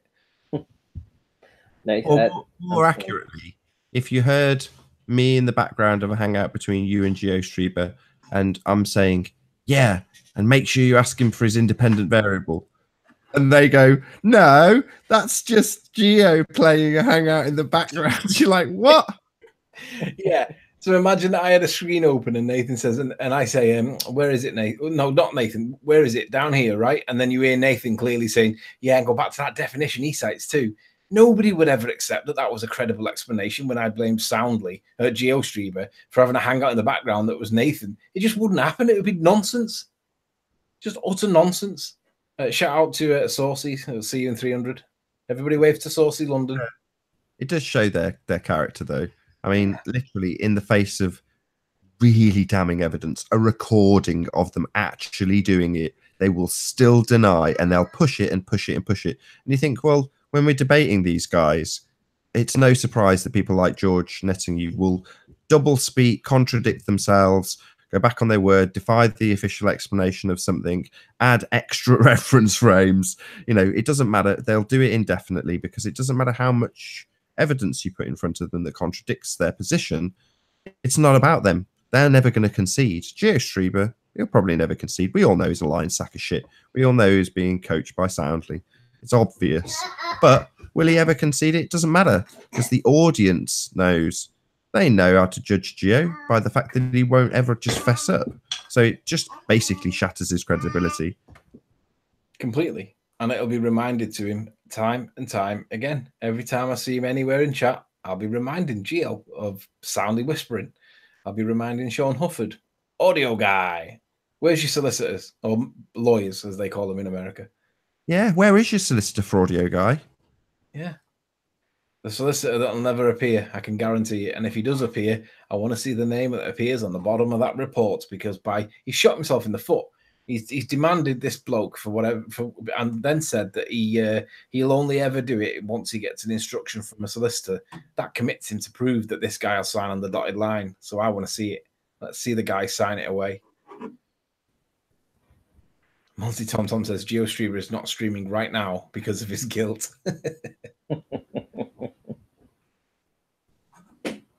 Where's the missing curve, guys, on here? Yeah. We need to punt this more, Nathan. We need to punt this because unless the ballers get to see this is like 20 miles away, was it, Ranty? 18 to 20 miles? Yeah, over 18 miles to this. There should have been 18. Yeah, but we did have this on the show. What you're saying is we should come back to it. Yeah, we should come back to it because this is where Slice Barcane wouldn't bring up the curve calcs when Ranty was having to debate this from the side chat, even though Slice rule is that he doesn't have anybody on his panel unless they do their own research. Yet Ranty was forced to argue his point from the side. He wasn't allowed on the show. And when he did get to this point and he got to the crescendo of his point, he wouldn't bring up the curve calcs because basically none of this should be seen. Or maybe the tips of the roller coaster should be seen, but most of this should not be seen. And we can clearly see right down to a certain point, and that's a problem because it shouldn't be seen. Well, in Sean's, it was to do with the mirror ball from last year. This is from this year's observation. And where my cursor is right now, where the curve calcs are. And this structure itself is like over 200 feet tall. So we have an awful lot of curvature missing because there's 150 feet or so that we're seeing that we shouldn't see. Right? That's the simple fact. We're seeing the bottom of the roller coaster. You see where it goes up here, drops down, turns around, goes back on itself. That's pretty much all of the roller coaster. We've got this bit of, I don't know what that would be, just sort of like... It looks like that miraging layer. It could well be the miraging layer, yeah, correct. And that probably is the hard horizon, where my cursor is here. So when we're looking at this, was probably seeing down to in the Actually, region of about 50 feet above sea level. Ranty, But there could it should be not be the pier? 170 foot missing, eh? Could it not be the pier itself? Because it does look like there's light getting through. Because it's not black like the water underneath it, right? It's grey quite like the possible. background. Perhaps that's the actual pier that's blocking it. It's not lit. It's quite possible. But yeah, I mean, this is just like, I knew that this is what we were going to see. Saw it last year. I need to read Chris's comment. It says, Globies like to shift responsibility to anybody who does not buy into their ad hoc explanations. Couldn't agree more. There's a couple of ballers that are like on the fence. I'm not going to name them because I don't want to name him and get him into trouble. But basically, he doesn't always agree with certain people and he gets ostracized for it. And he's a Glober. And it's like, that's quite interesting. So you either do what they say and agree to what they say, or they'll ostracize you. Whereas, I mean, I don't agree with everything that Arwin says, and I don't particularly get on with him at the best of times, but I'm still friends with him online. Like, publicly, we'll still be friendly. Privately, we don't really speak unless we have to, because we don't agree on stuff. But we don't ostracize Arwin. We unblock Darwin and let him back in. So what? I disagree with some of the things he says. He disagrees with some of the things that I say, but we don't ostracize him because of it. We just ridicule him if we're going to do something. Nathan's got a sweet spot for him. You like Arwin, don't you? I like Arwin. He's harmless. Yeah, I like him. I just think that it's one of his views in particular. Shout out to Saucy. See you in 300 again. Are we talking about gravity? Shout out to gravity. Maths is reality. It's the looping stuff I don't get. Oh, you don't have to. It's just speculative bollocks. You can just ignore that. Tune that bit out and Arwin's ace. Yeah, but he needs to make it more clear that he's speculating. Because what he does that thing that the newspapers do. You know, when they have like a massive front page, like Jimmy Savile is a pedo, and they'll have a big picture of Jimmy Savile with a weird grin on his face. And then if it turns out that they were wrong, they'll apologize at the bottom of page 15 on 3 lines that no one sees. That's what Arwin does when he disclaims. He says, yeah, these are only my views, but then spends 20 minutes talking about them.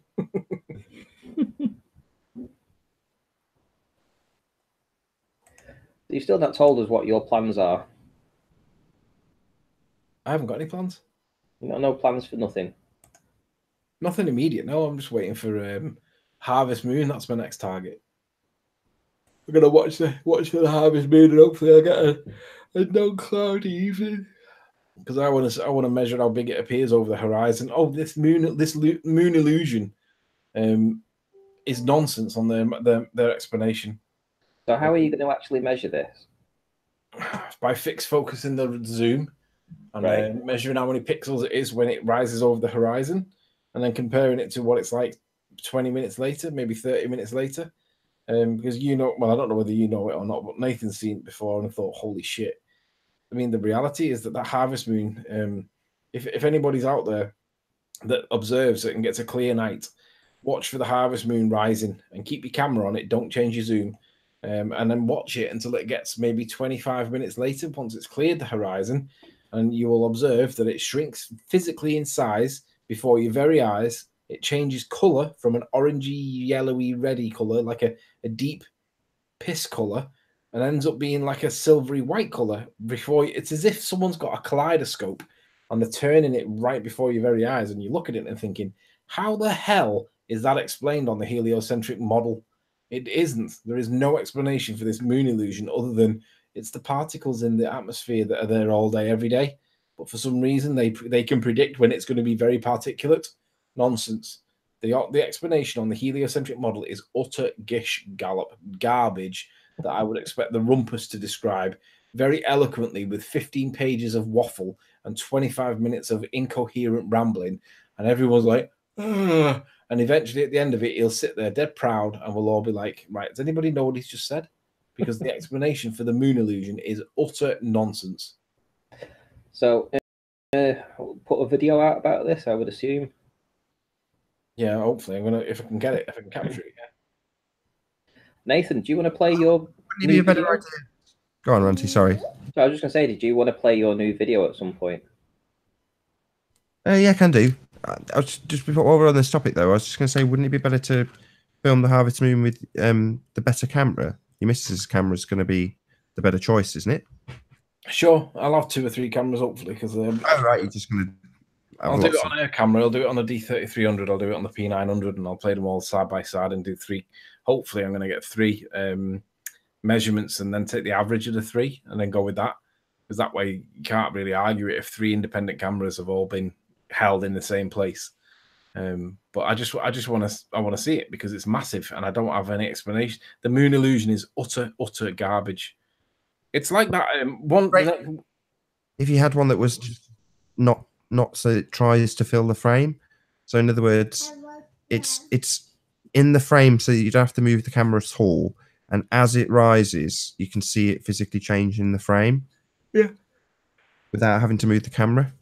That's the oh well no, you're not going to be able to do that because that's not going to give you enough scale. You're going to have to have it pretty big at the start of the clip, and then so that it fits in the frame. The cameras, if you can keep it so that it's literally, you know, or just so that it's not zoomed fully in, so that it's like, you know, takes up 1/6 of the frame, so that you can actually see it transition and change in size without changing or moving the camera at all, just on one of them. Right, I know what you mean.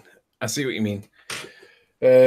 So I reckon that'll be best on the P900 then, because that's the one with the least ability at nighttime. That's what I thought. So rather than going for high quality pictures, you just have it zoomed out on the P900, because then, you know, it's just about seeing it change size in one frame.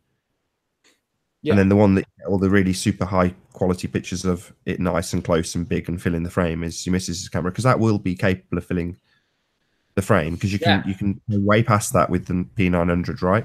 Yeah, and then just count the pixels. So basically, you need to get an observation point with the moon coming over the horizon. So you need to get it clear with the horizon, no buildings, and basically observe it arise over the horizon, but keep the camera on it for 20-30 minutes, and you will literally watch it, and it'll change color, and it'll shrink back down to size. And the explanation for that is utter nonsense. You want to check the explanation for it first before you do it, so that you can be having it playing through your mind whilst you're watching it. And then when you're watching it and you're listening back to what the definition was, and you just think to yourself, that is definitely not what I'm looking at. This is utter nonsense.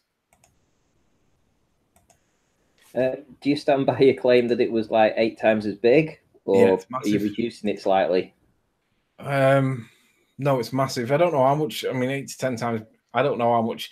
If you get it to the point where it goes right above your head, kind of thing, if it goes that high, it's probably not far off 8 times.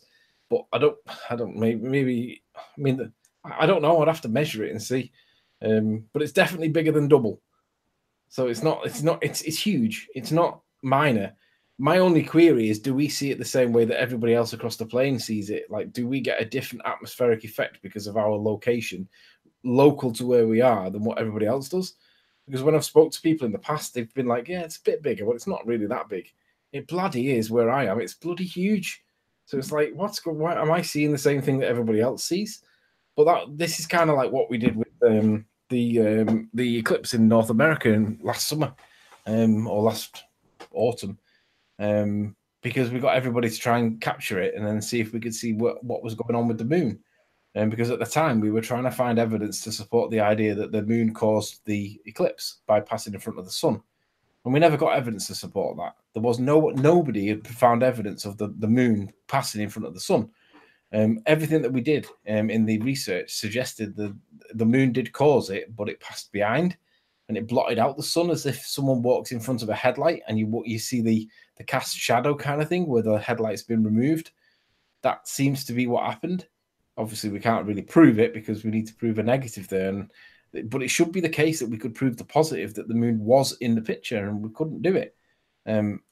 So it's like, I don't know. It's I don't know. I just think that this harvest moon thing is probably one of the best examples of complete and utter garbage on their explanated, not proof of nothing nonsense model bullshit.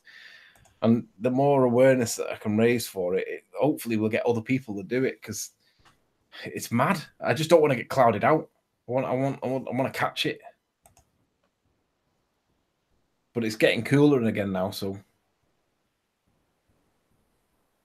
visibility generally increases.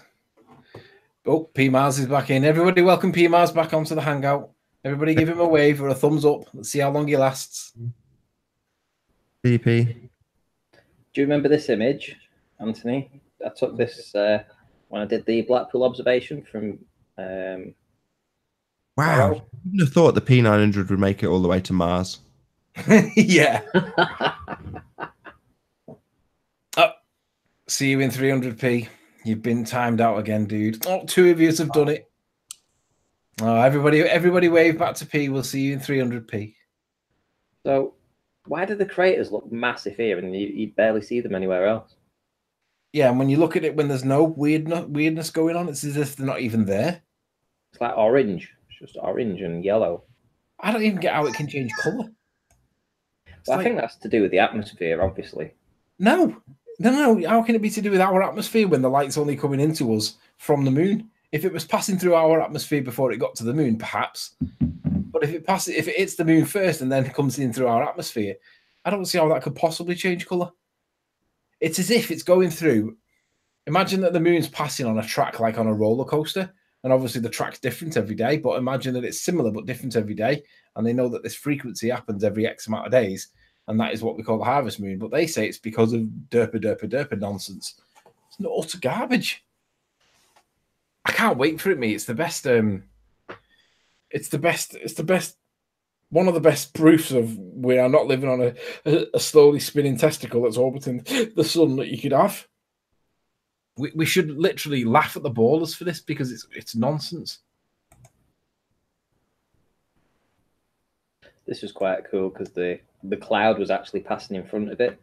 So I stopped later. I mean, it was only about, 10 minutes later, but it appeared that it had gone high enough that it started to look white as opposed to red.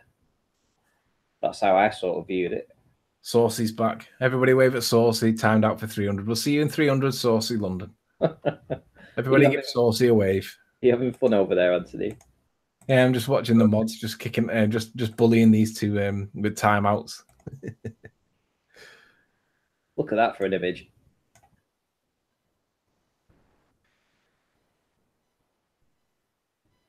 Yeah, it's cool. That's pretty mint.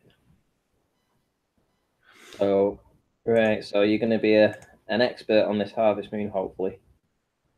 No, I'm just going to show people that this moon illusion, this lunar illusion, is complete and utter nonsense. It makes utterly no sense on their model. It's more accurate to describe it like Nathan's projector in his room. If you've ever seen a projector where you change the focal length of the lens, you can make it stretch its size or shrink down in size, stretch bigger again, smaller again. That looks like what's happening. It looks like someone's changing the lens in some way. It's as if it's almost like the creator himself is looking down us and said, "Yeah, watch this, boys. Come and prove that. Come and explain this with science." And he just sits there and just turns the focus wheel on the projector, and then I'm sat there going, "It looks like someone's changed the focus wheel on the lens," and all these other morons are saying it's to do with the particulates in the atmosphere. Like it's the same particulates every night. What you're talking about, it changes minutely. Nathan, if you want to play that video, go on. Fire away. No, but then no one will watch it. I want them to comment. See, the thing I want to encourage is like you were doing when it was slagging Sean off. You often, or I often, get trolls just completely overwhelming the comments. So I remember my brother quite a few years ago saying, "Yeah, I don't watch your videos. I just go pause the video and read the comments."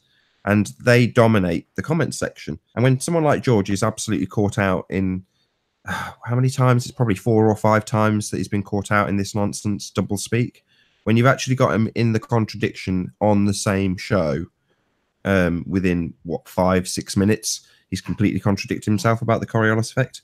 I want people to actually go and make a comment on it. So if I play it here, they'll be like, "Oh, well, I saw it already. I don't need to go and watch it." But I want them to comment. I want them to say, "Yeah, look, these assholes are double speaking again.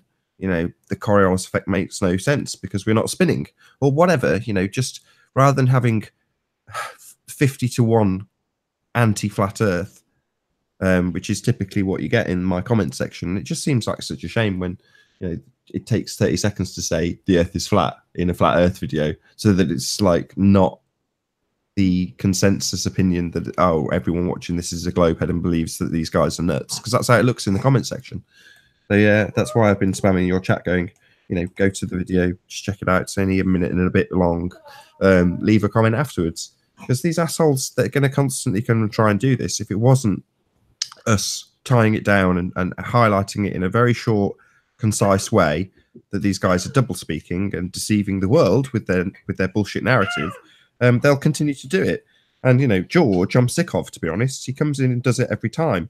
Just double speaks the Coriolis effect, and I'm totally sick of it. We've debunked him in his assertions countless times, but he still comes back in and asserts the same exact crap. Well, he doesn't have any real anything, does he? Let's be honest. And he's actually turned quite nasty. If you've seen him talking in the side charts, he's actually turned into. He always talks with quite the the guy troll. having chat, and when he gets put down to it, I mean, he made a comment about Ampere's law and the Boit-Sievert law being totally the explanation for something. I can't remember what he was pointing out. What was it to do with? I can't remember his point now, but he brought up the Boit-Sievert law, and he brought up the Ampere's law for a particular point. But when you looked into both of these assertions, neither of them applied for some reason. I can't remember exactly what it was. But the problem was he sprouts it in chat as though it's like as though he's some kind of authority. But when it comes down to it, when it comes down to the crunch, he starts mumbling his words like a motherfucker, and he can't get his words out because we know he gets cornered very easily. So he needs to be honest, he needs reassigning from Coriolis onto some other element, because he's like the rumpus when he comes in. He's very easy to really point out his problems, and he doesn't really like it. So he's kind of wasted on what do you call it? On Coriolis, because he's not particularly good at it.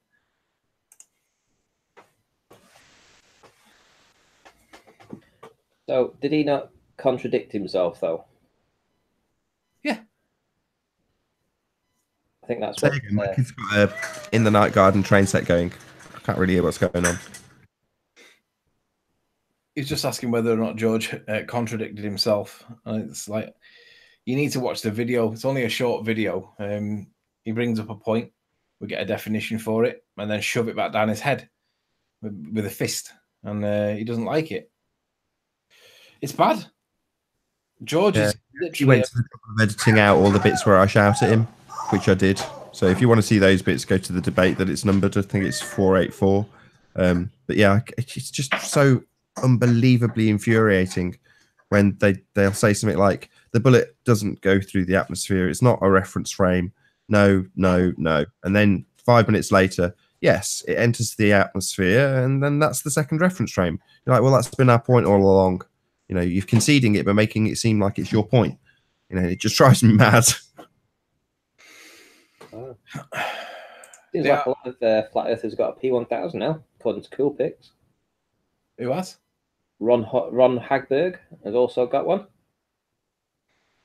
So it looks like we're encouraging the sales. We definitely are. I think flat earthers buying P1000s is a god. I don't think it's a coincidence that Nikon have nearly tripled the price on it, because they know that a lot of flat earthers are going to use it. I know I to go to comments. I know what you did. I'm going to shout at the people who commented on the George video. So shout out to Yeshua Dude. Shout out to Mark of Melb and Colorado Forest and the Reverend Wright and Mark, who commented twice, and my dick. MIDI HC. Okay, well, you need to refresh the screen in a minute. So give me 1 sec.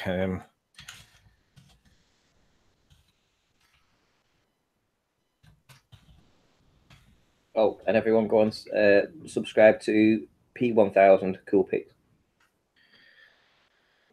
All right, can I have my shout out now, please? Refresh the page.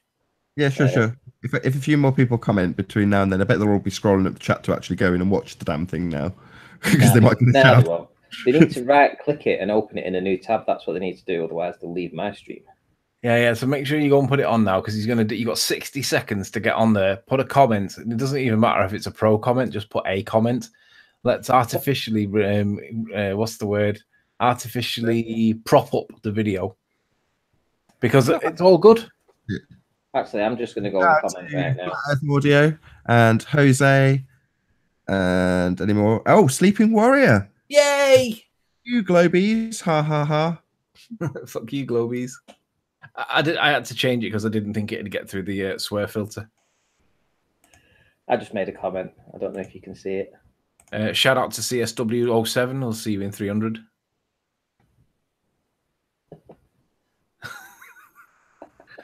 Everybody wave to CSW. Bye. Bye, CSW. Bye. See you soon. See you in 300. My channel, isn't it? Yeah. To Fred Flatty. Fred Flatty? Yeah, made a comment on the George video. Oh, sorry. I thought you were looking through chat. Where's my shout out? I made a comment on your channel. I don't see it. Oh, did you? Let's refresh it and have a look. Yeah. Shout out to Jose. That's an excellently produced video, I have to say, Nathan. Is it because you produced it? Do you know, it looks so pro.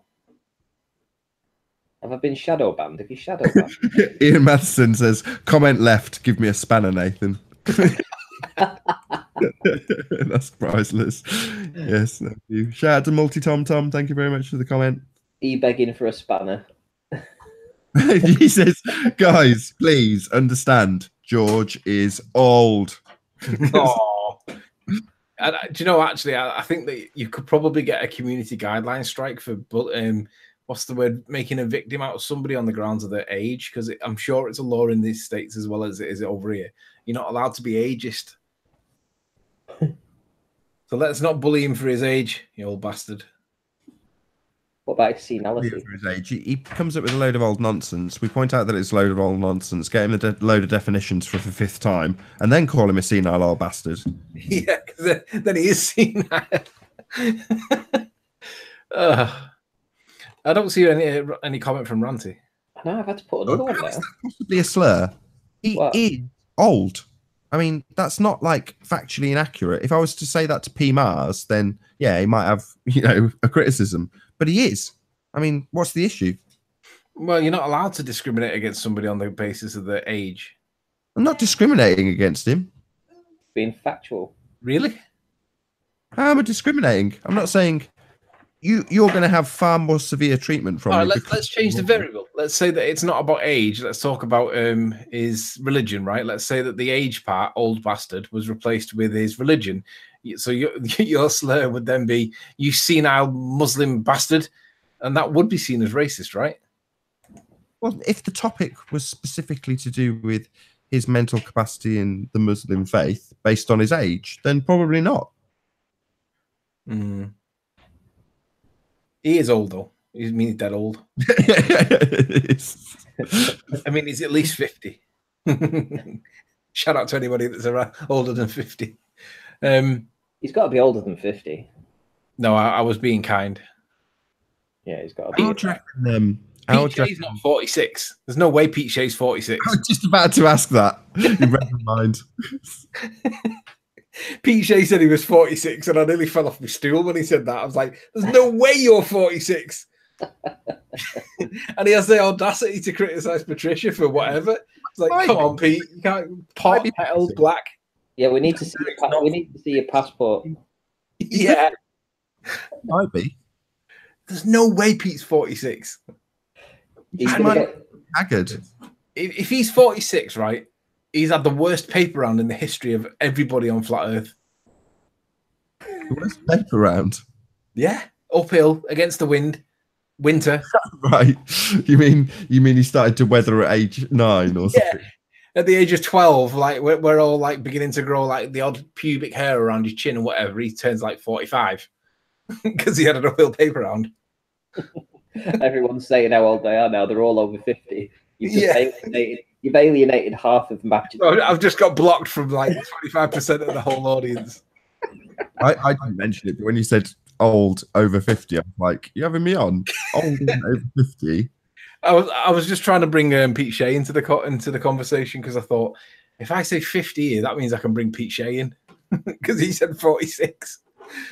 No way he's 46. Couple more shout outs. Thank you very much for commenting on the George video. Soundly's Banana Cam. And Peanuts Clark, much obliged. Really appreciate it. Where's my shout out? And also shout out to Ranty. Yeah, but hang on, where is Ranty's comment? I don't see it. Says up yours, Nathan. Oh yeah, now I see it. Also, The Brain, shout out to you. Rune Thornton, shout out to you. Event Horizon, shout out to you. Bye. We've got a hyena in the chat. We've got Martin. Movies that's not overrun with trolly, horrible comments. We got Martin in the chat. Martin Leakby. We got hyena. Multi Tom Tom. Globebusters Bob. Ian Matson. Jose. Andres. Sandra. God, we got loads of people in. Multi Tom Tom. Awesome. This is the cool gang. And when you were saying that 50 isn't old, yeah, it's not old when, well, it's old when you're in your 20s, and when you're in your mid 40s. Yeah, it's like up and down for Arwen. It's relative, right? It's relative to how old you are. No, I know it's not old, Martin. I know it's not old, but I needed a segue to get Pete into the conversation. If I'd have said 60 or 70, I couldn't really get Pete in for being old, could I? So I had to lower it to be able to get Pete in, because Pete's like, he's like SciManDan. He's told everyone he's 46. No, there's no way you're 46, Pete Shea. We know that you're at least 50-something. Plus fat. How old would you say Miles is? Oh, 70. Well, he sounds, I would put Miles, based on his voice, mid-50s. Oh, come on. You've seen his image. Oh, that one where he's peeping behind the... Yeah, creeping. I wouldn't base it on that one picture. I'd base it more on his voice. I'd say 55, 53, something like that. No. He looks about 70. I'd say 70, yeah. It's hard to tell, actually, because that picture is really grainy. It's difficult to tell. No, that's his face. Maybe it is the grain on the camera. The perceived grain on the camera is actually his age and wisdom. Moron. Shout out to Nora in chat. She doesn't get up and down either. Oh, CSW, welcome back. Right, okay, hang on, what's this? CSW is... Don't read his message. He's just come back off a timeout. Trying to get unblocked. But something for a troll sniper FED.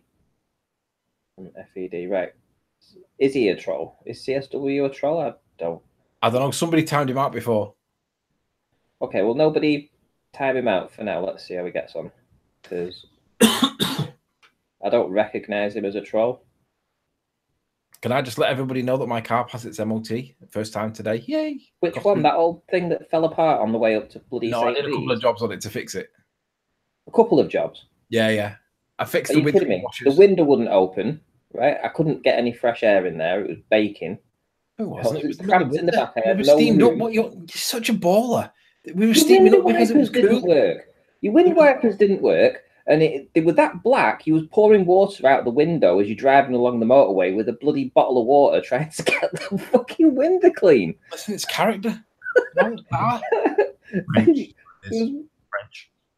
There was a tiny little bit of a gap in the windscreen where you could actually see out as you're doing 60. I was having fucking kittens. No, and you went, oh, that pipe's been broken for months. I said, well, is it an easy fix? He said, yeah, it's dead easy. I said, well, why haven't you fixed it? 35 pence it cost me for the part. 35 pence. And it took me about 10 seconds to fit it. And then it fitted. And what happened the next time you got in the car?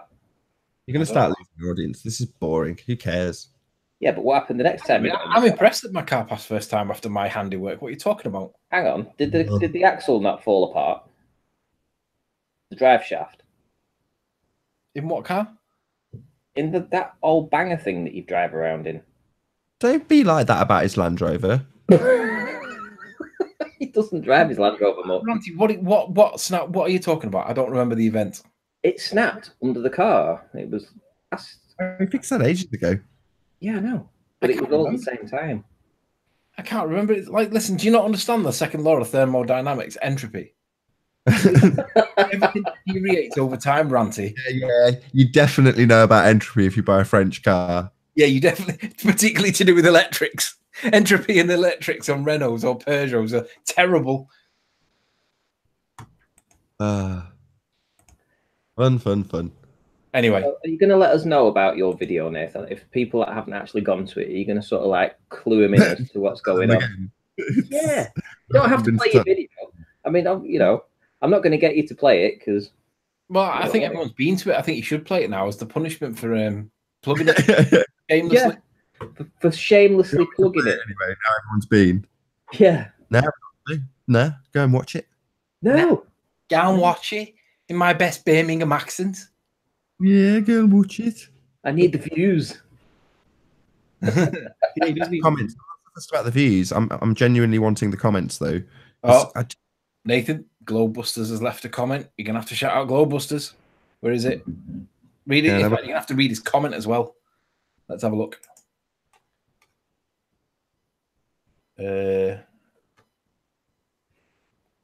What? Oh, there we go. Sort by most recent. Still waiting for him to call the Colorado's authorities on me. Yeah, I do remember that. I've got to ask, like, why would he criticize Bob for being a fraud? Because that was Bob Nodell as a fraud at the beginning of his video, right? And then he encouraged people to report him, right? What? I'm assuming that he's probably done it himself and it's gone nowhere. Why would you be doing that? Why would you be saying that on the whiteboard? Because it indicates that you've either done it and it didn't work, or you haven't done it because you're a coward. But if you really thought it, you would have done it, and nothing's happened. So presumably, he might not be actually a fraud, George, you moron. Stanley Banana Cam says, "What's the quickest way to get a ball earther believer calling you names?" Answer: just ask them what research they did that proved that the Earth is a spinning ball and not just their religious belief. So true. Does seem to be the case that if you call people a religious zealot, it does trigger them. Yeah, it does. How dare you take my religion away from me?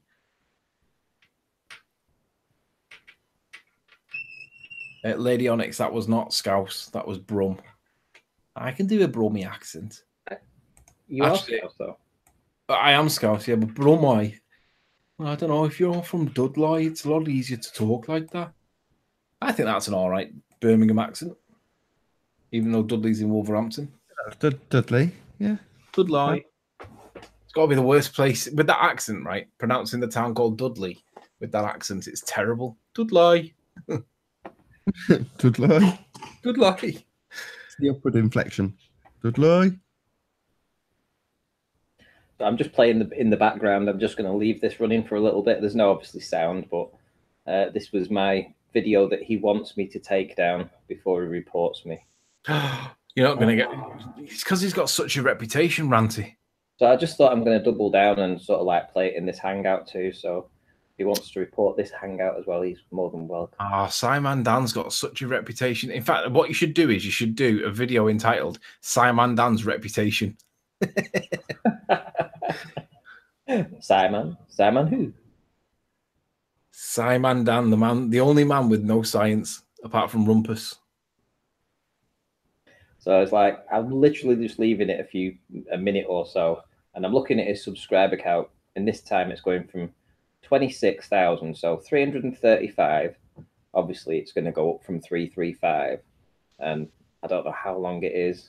Let me just scroll a tad up, move it on a little bit. Oh, there we go. 26,427. So it's put on nearly 100 subscribers in what? 3 minutes. Yeah, he was on. Didn't I say you'll be on 47 by the end of this Hangout? No, this was the video that he wants me to take down. Yeah, I know. Let's see. Now look at his subscriber count on my video. It's gone from 26,400 to 26,600. Put on 200 subscribers. So this is the video he wants me to remove because it shows a real time. It shows in real time his subscribers growing over a period of about 2 hours. Where he's literally all these subscribers are flocking to his channel in droves, hundreds every hour. Ranty, yeah? Leeds Rules has just said, you should play my latest video on SciManDan. It's only 4 minutes long. I second that motion. Well, we got Nathan in the house. So? Yeah. Well, he's the guy that. Oh, right. Sorry, Nathan. Would you play Leeds Real's latest video on SciManDan? Is he there? From the chat, Leeds, is it the one with the statistical analysis? I don't know. He's saying his latest video on SciManDan, 4 minutes long. That. Didn't we do that last night? Isn't that the same one? It's on charge. What you want? It's on charge. It's a puppet.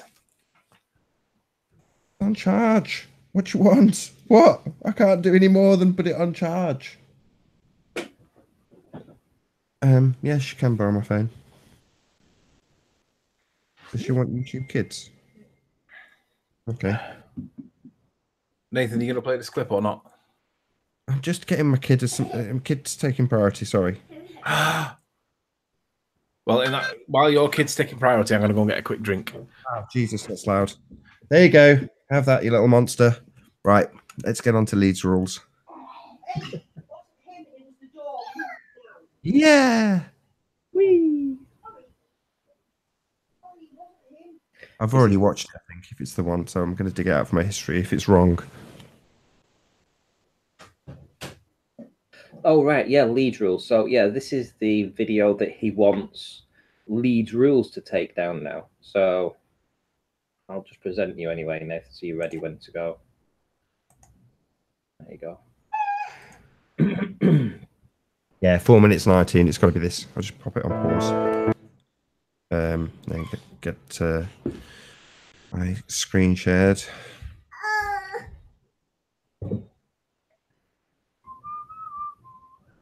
Okay, it's just SciManDan's face. Don't be scared.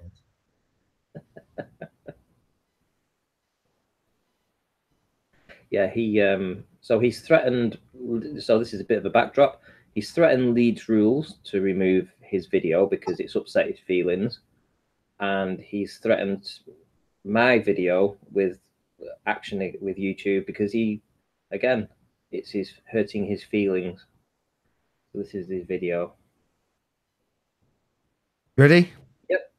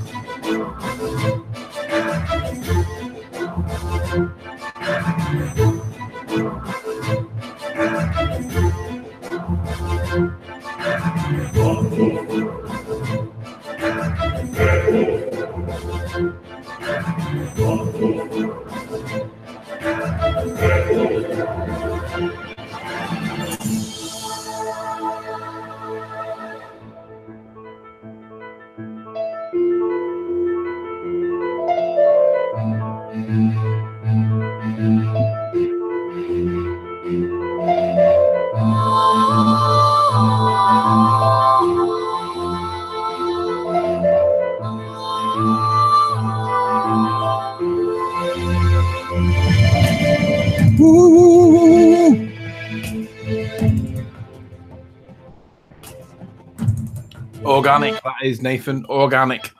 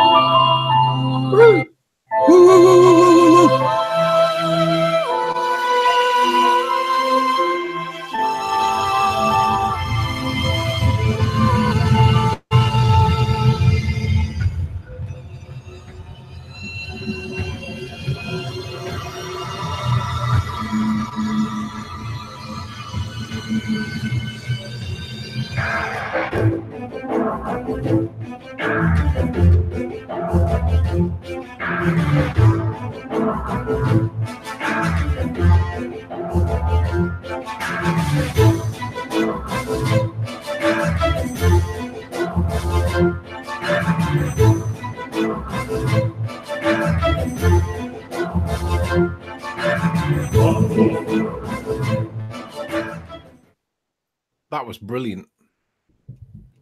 Pretty good, but I do have one thing to pick up. Yeah, I've got to pick up as well. I do have one thing to pick up on. What's your one thing? Towards the end, I don't know whether Nathan can replay it. Can you replay it, Nathan? Yeah. There was that bit where there was text on the screen where he says, I'm sure you can see the point now. Just get that bit on screen where he says, I'm sure you can see the pattern or whatever it was. Well, my point's pretty easy to cover. I can cover it in like 10 seconds. Go on then. Yeah. Where the hell was my bloody graph? Yeah. Ranty didn't make the cut. It's the bit where he's got text on screen. There we go. Stop. See where he's got which is the following. He's missed his ... at the end. You need 3 dots at the time at the end because you just got to have them. Got to be there. That's my only criticism. So what's this thing? Your channel needs subscribers to attract organic subscribers. Let us help you today. YouTube subscriber features.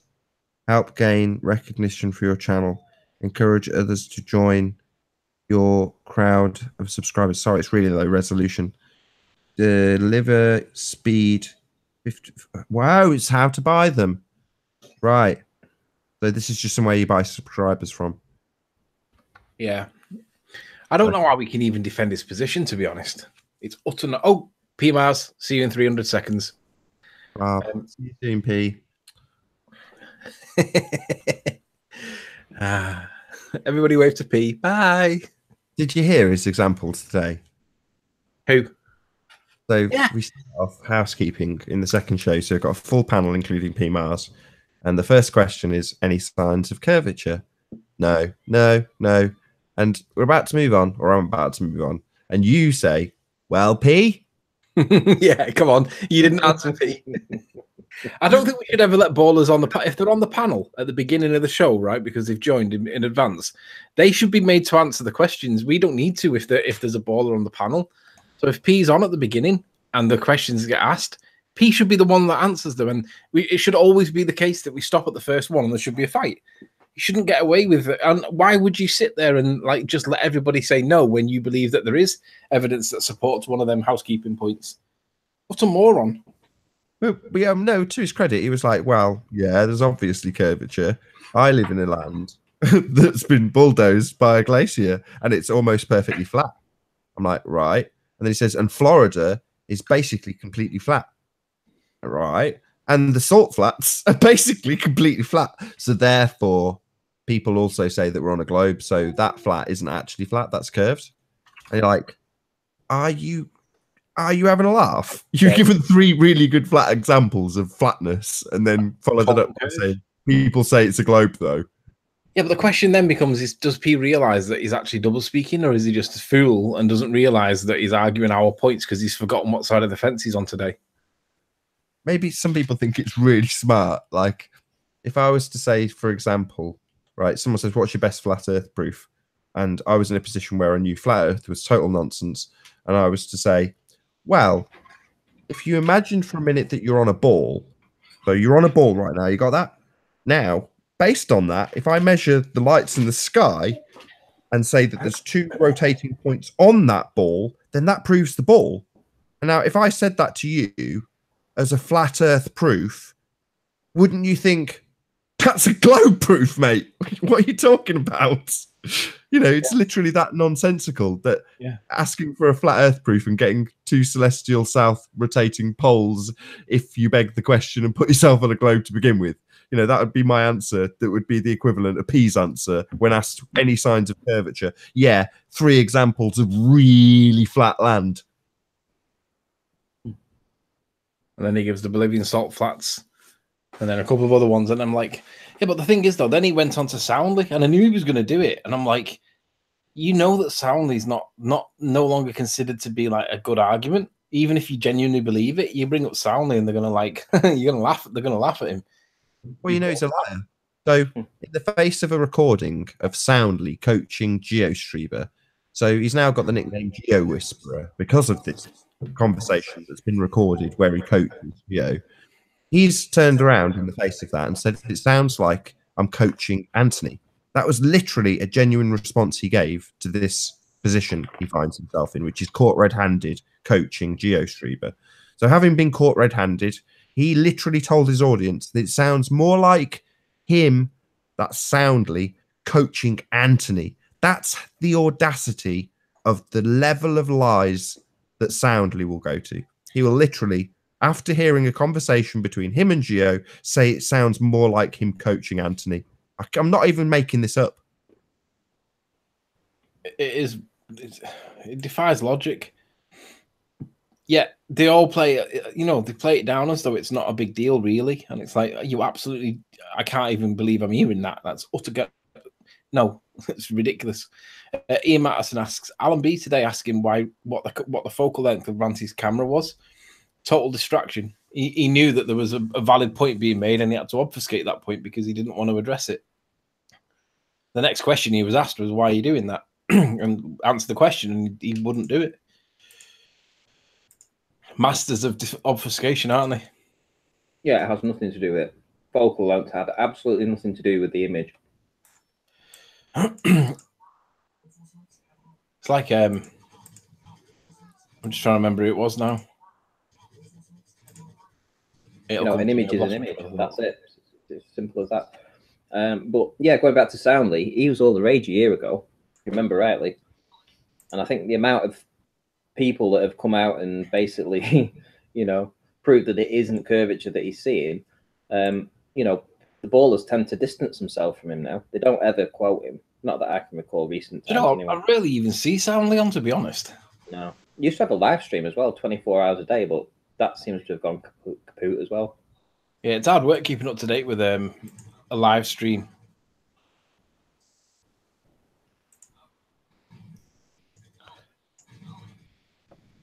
Is Nathan still here? Yeah, I think so. Does Martin Leakley want a link, or is he a bit late for him? What do you think? Would you like a link, Martin?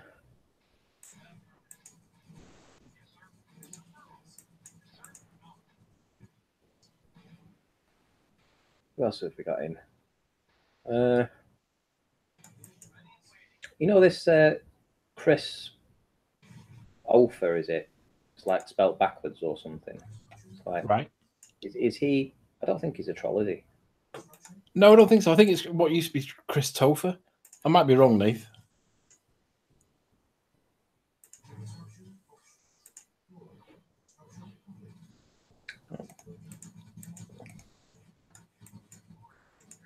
True Earther. Yeah, you're not a troll either. How long are you going to run this live stream for, Auntie? 10 more minutes. I'm just going to finish at 10. Yeah. I'm going to finish up at 10. Well, before we do, can we have another quick check in on SciManDan's road to 100k? Yeah. So what was it? What was he on last time? 63 something, 700 or something.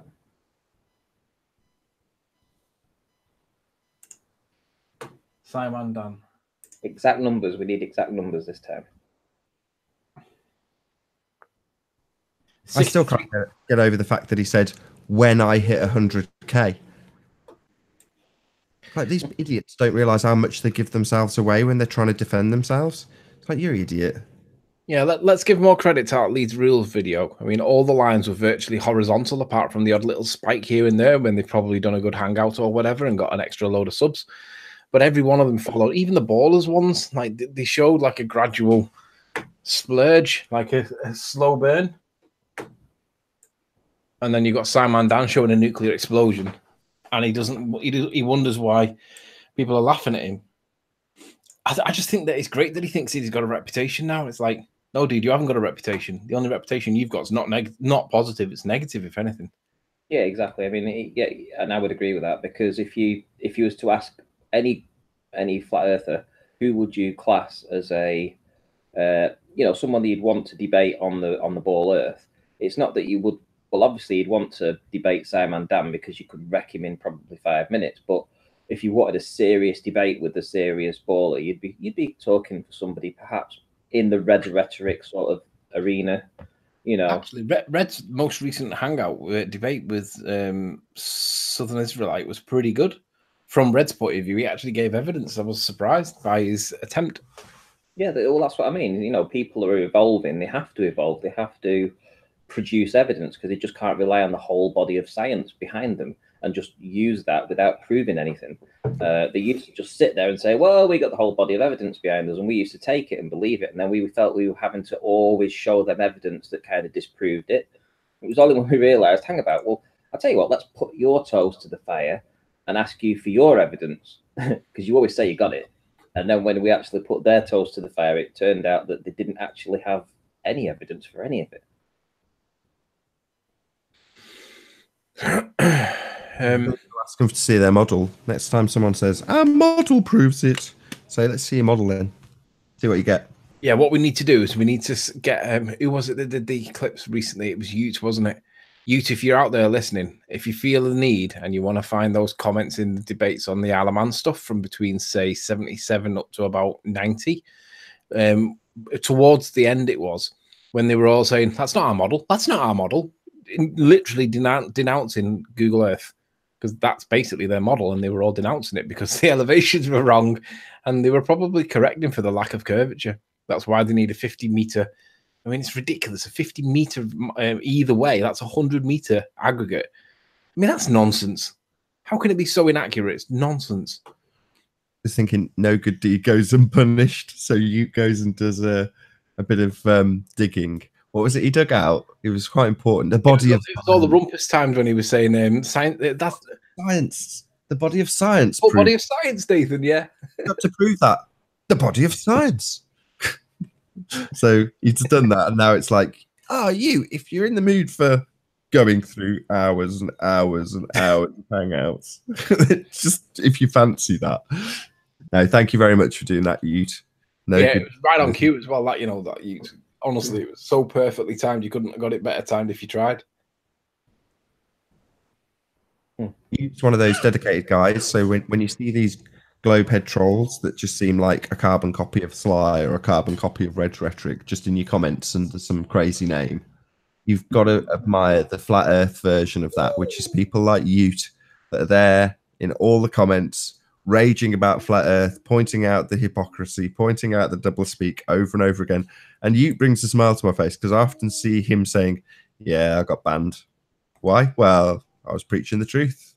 So I got banned. You think, yeah, Ute talks a lot of sense. Makes good videos as well, actually. He's on fire at the moment, actually. Ute really is on a roll. Ute's one of the unsung heroes in flat earth, in my opinion. I love Ute. I think he's great. That's the words I'm searching for. He's one of the unsung heroes of flat earth. Very well put.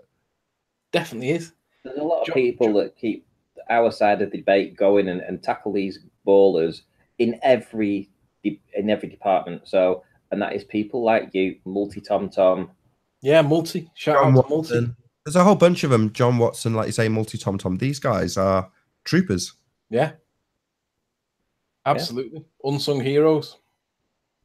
That said, there's names that do it as well, because Bob is one of them. I often see Bob trolling for truth, if you want to call it that.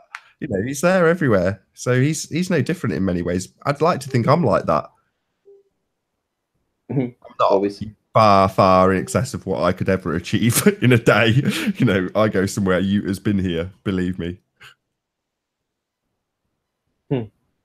And he's got all the, you know, it kind of makes me weird. Have you heard of, I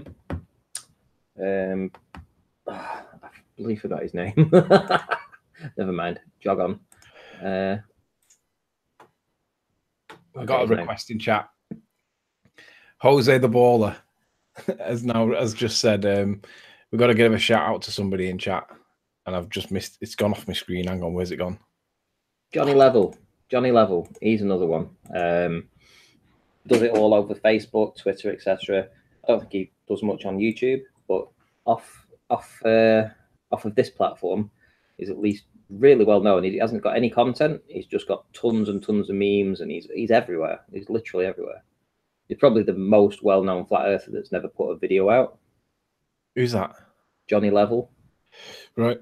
He's mostly Facebook, though, wouldn't you agree? Sorry? Mostly Facebook. Yeah, mostly Facebook, but there's hundreds of thousands of people on different groups, flat earth groups on Facebook. So Jose the Dodgy Baller says, shout out to Rob Keen, K-I-H-N, here in chat. He needs subs. So somebody new on chat, Jose said he's fine. So that must mean he's fine, because Jose's a dodgy baller at the minute. Wasn't quite sure what side of the fence he was falling on, but he's fell back on the flat earth side. Yeah, but I want to subscribe to you. Like I say, I mean, Ute has put in quite a lot of effort recently to debunking some of Cool Hard Logic's videos, and he meticulously debunks them. So, you know, I think I've just put in the chat part 4. But if you're not subscribed to Ute, go and subscribe to him. He does produce videos. Yeah, you need to get Ute on side. Ute, multi-tom-tom, and John Watson. Right. Any final words before we wrap it up?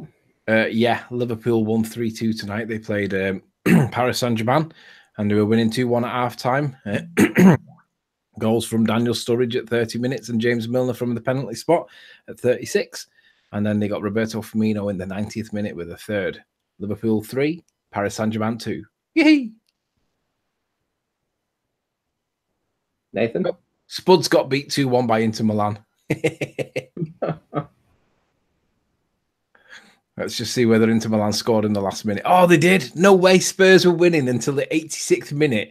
And Mario Icardi scored in the 86th minute. And then Mateus Vicino scored in the 90th minute and went 2-1 down.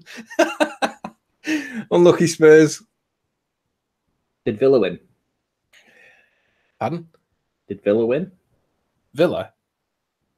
They did. They won 2-0. Right, hang on. Oh, hang on. I see what he's saying now.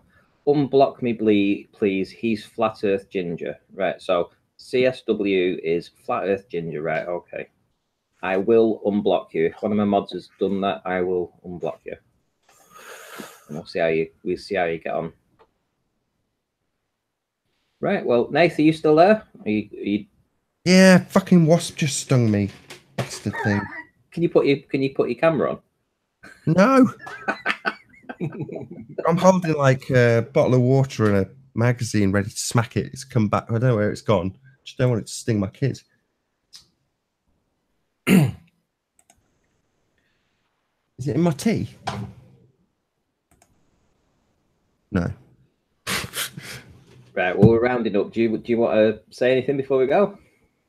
Yeah, SciManDan fakes his subscribers and views. He's clearly bought 100,000 subscribers, and very shortly will hit 100,000 subscribers because he knows he's going to hit 100,000 subscribers because that's how many he's bought. Was that 100,000 subscribers, Nate? Well, he said when I hit 100,000 subscribers. So I'm not like making some outrageous claim here. Based on Dan's own words, he has made it clear when I hit 100,000 subscribers. So not if, it's a question of time. Which tells me he's bought them and he knows he's going to hit 100,000 subs. Shout out to Vinegar Strokes. How do wasps work on a flat earth? Come on, Not the explain yourself. quality line. Put me on my leg. We need proof. We need to see the leg that's been stung. I don't give a crap if you believe me. Yeah, It but hurt. you can't just say it. You can't just come on this. Believe me or not. You wouldn't believe me. We need to see the evidence. Ugh. I'm not interested in proving it. Yeah. Well, if you're not So you prepared made to an prove, assertion. if you're not prepared to provide evidence for your assertion, we can dismiss it without Mike evidence. stung me. I thought I was on mic because I was like, "Ow, F-U-C-K," and I've got my kid in the room with me, and I shouldn't really be swearing. But when something hurts, you can't help it. It's natural to swear. You just can't help it. So, but I wasn't on mic, so who cares? No one's going to criticize me. Kick Nathan for not presenting evidence for his wasp sting. It was big. It was a really big wasp. I thought it was a bumblebee at first, so I wasn't like particularly fearful till it came over and stung me. Why would it do that? Did it just not like you? Oh, I can see it, bastard. Right, revenge is mine. Ranty, go on, kick Nathan. Wait a minute. Why didn't you just let it go? Ranty, kick Nathan for not having Forgive it. Hang on, wait a minute. No. He needs to forgive it. He needs to put all that animosity aside. Understand that it's just a bee. No, you know? I think we should kick Nathan for not having evidence for his assertion. Anybody in chat think we should kick Nathan at the end of the show? Press 1.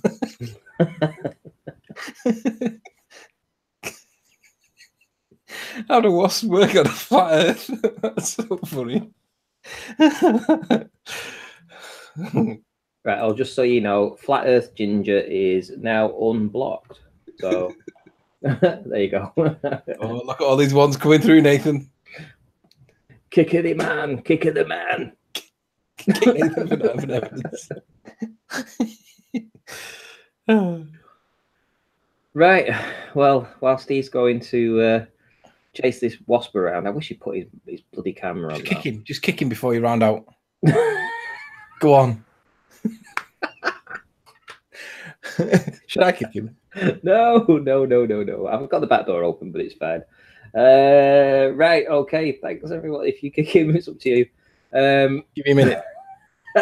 Thanks, everyone, for stopping by. I'm going to round up now. I'm I've been doing this for 3 hours now. Don't do it too yet. Wait. I want to kick him. He's gone. You're cruel. So cruel. Latest, Nathan. We'll tell him we got sniped. Yeah, we'll blame They've been playing porn in the background. Yeah. Latest, Nathan. Right. Peace out. See you all See you again, later, guys. bye. Thanks for stopping by.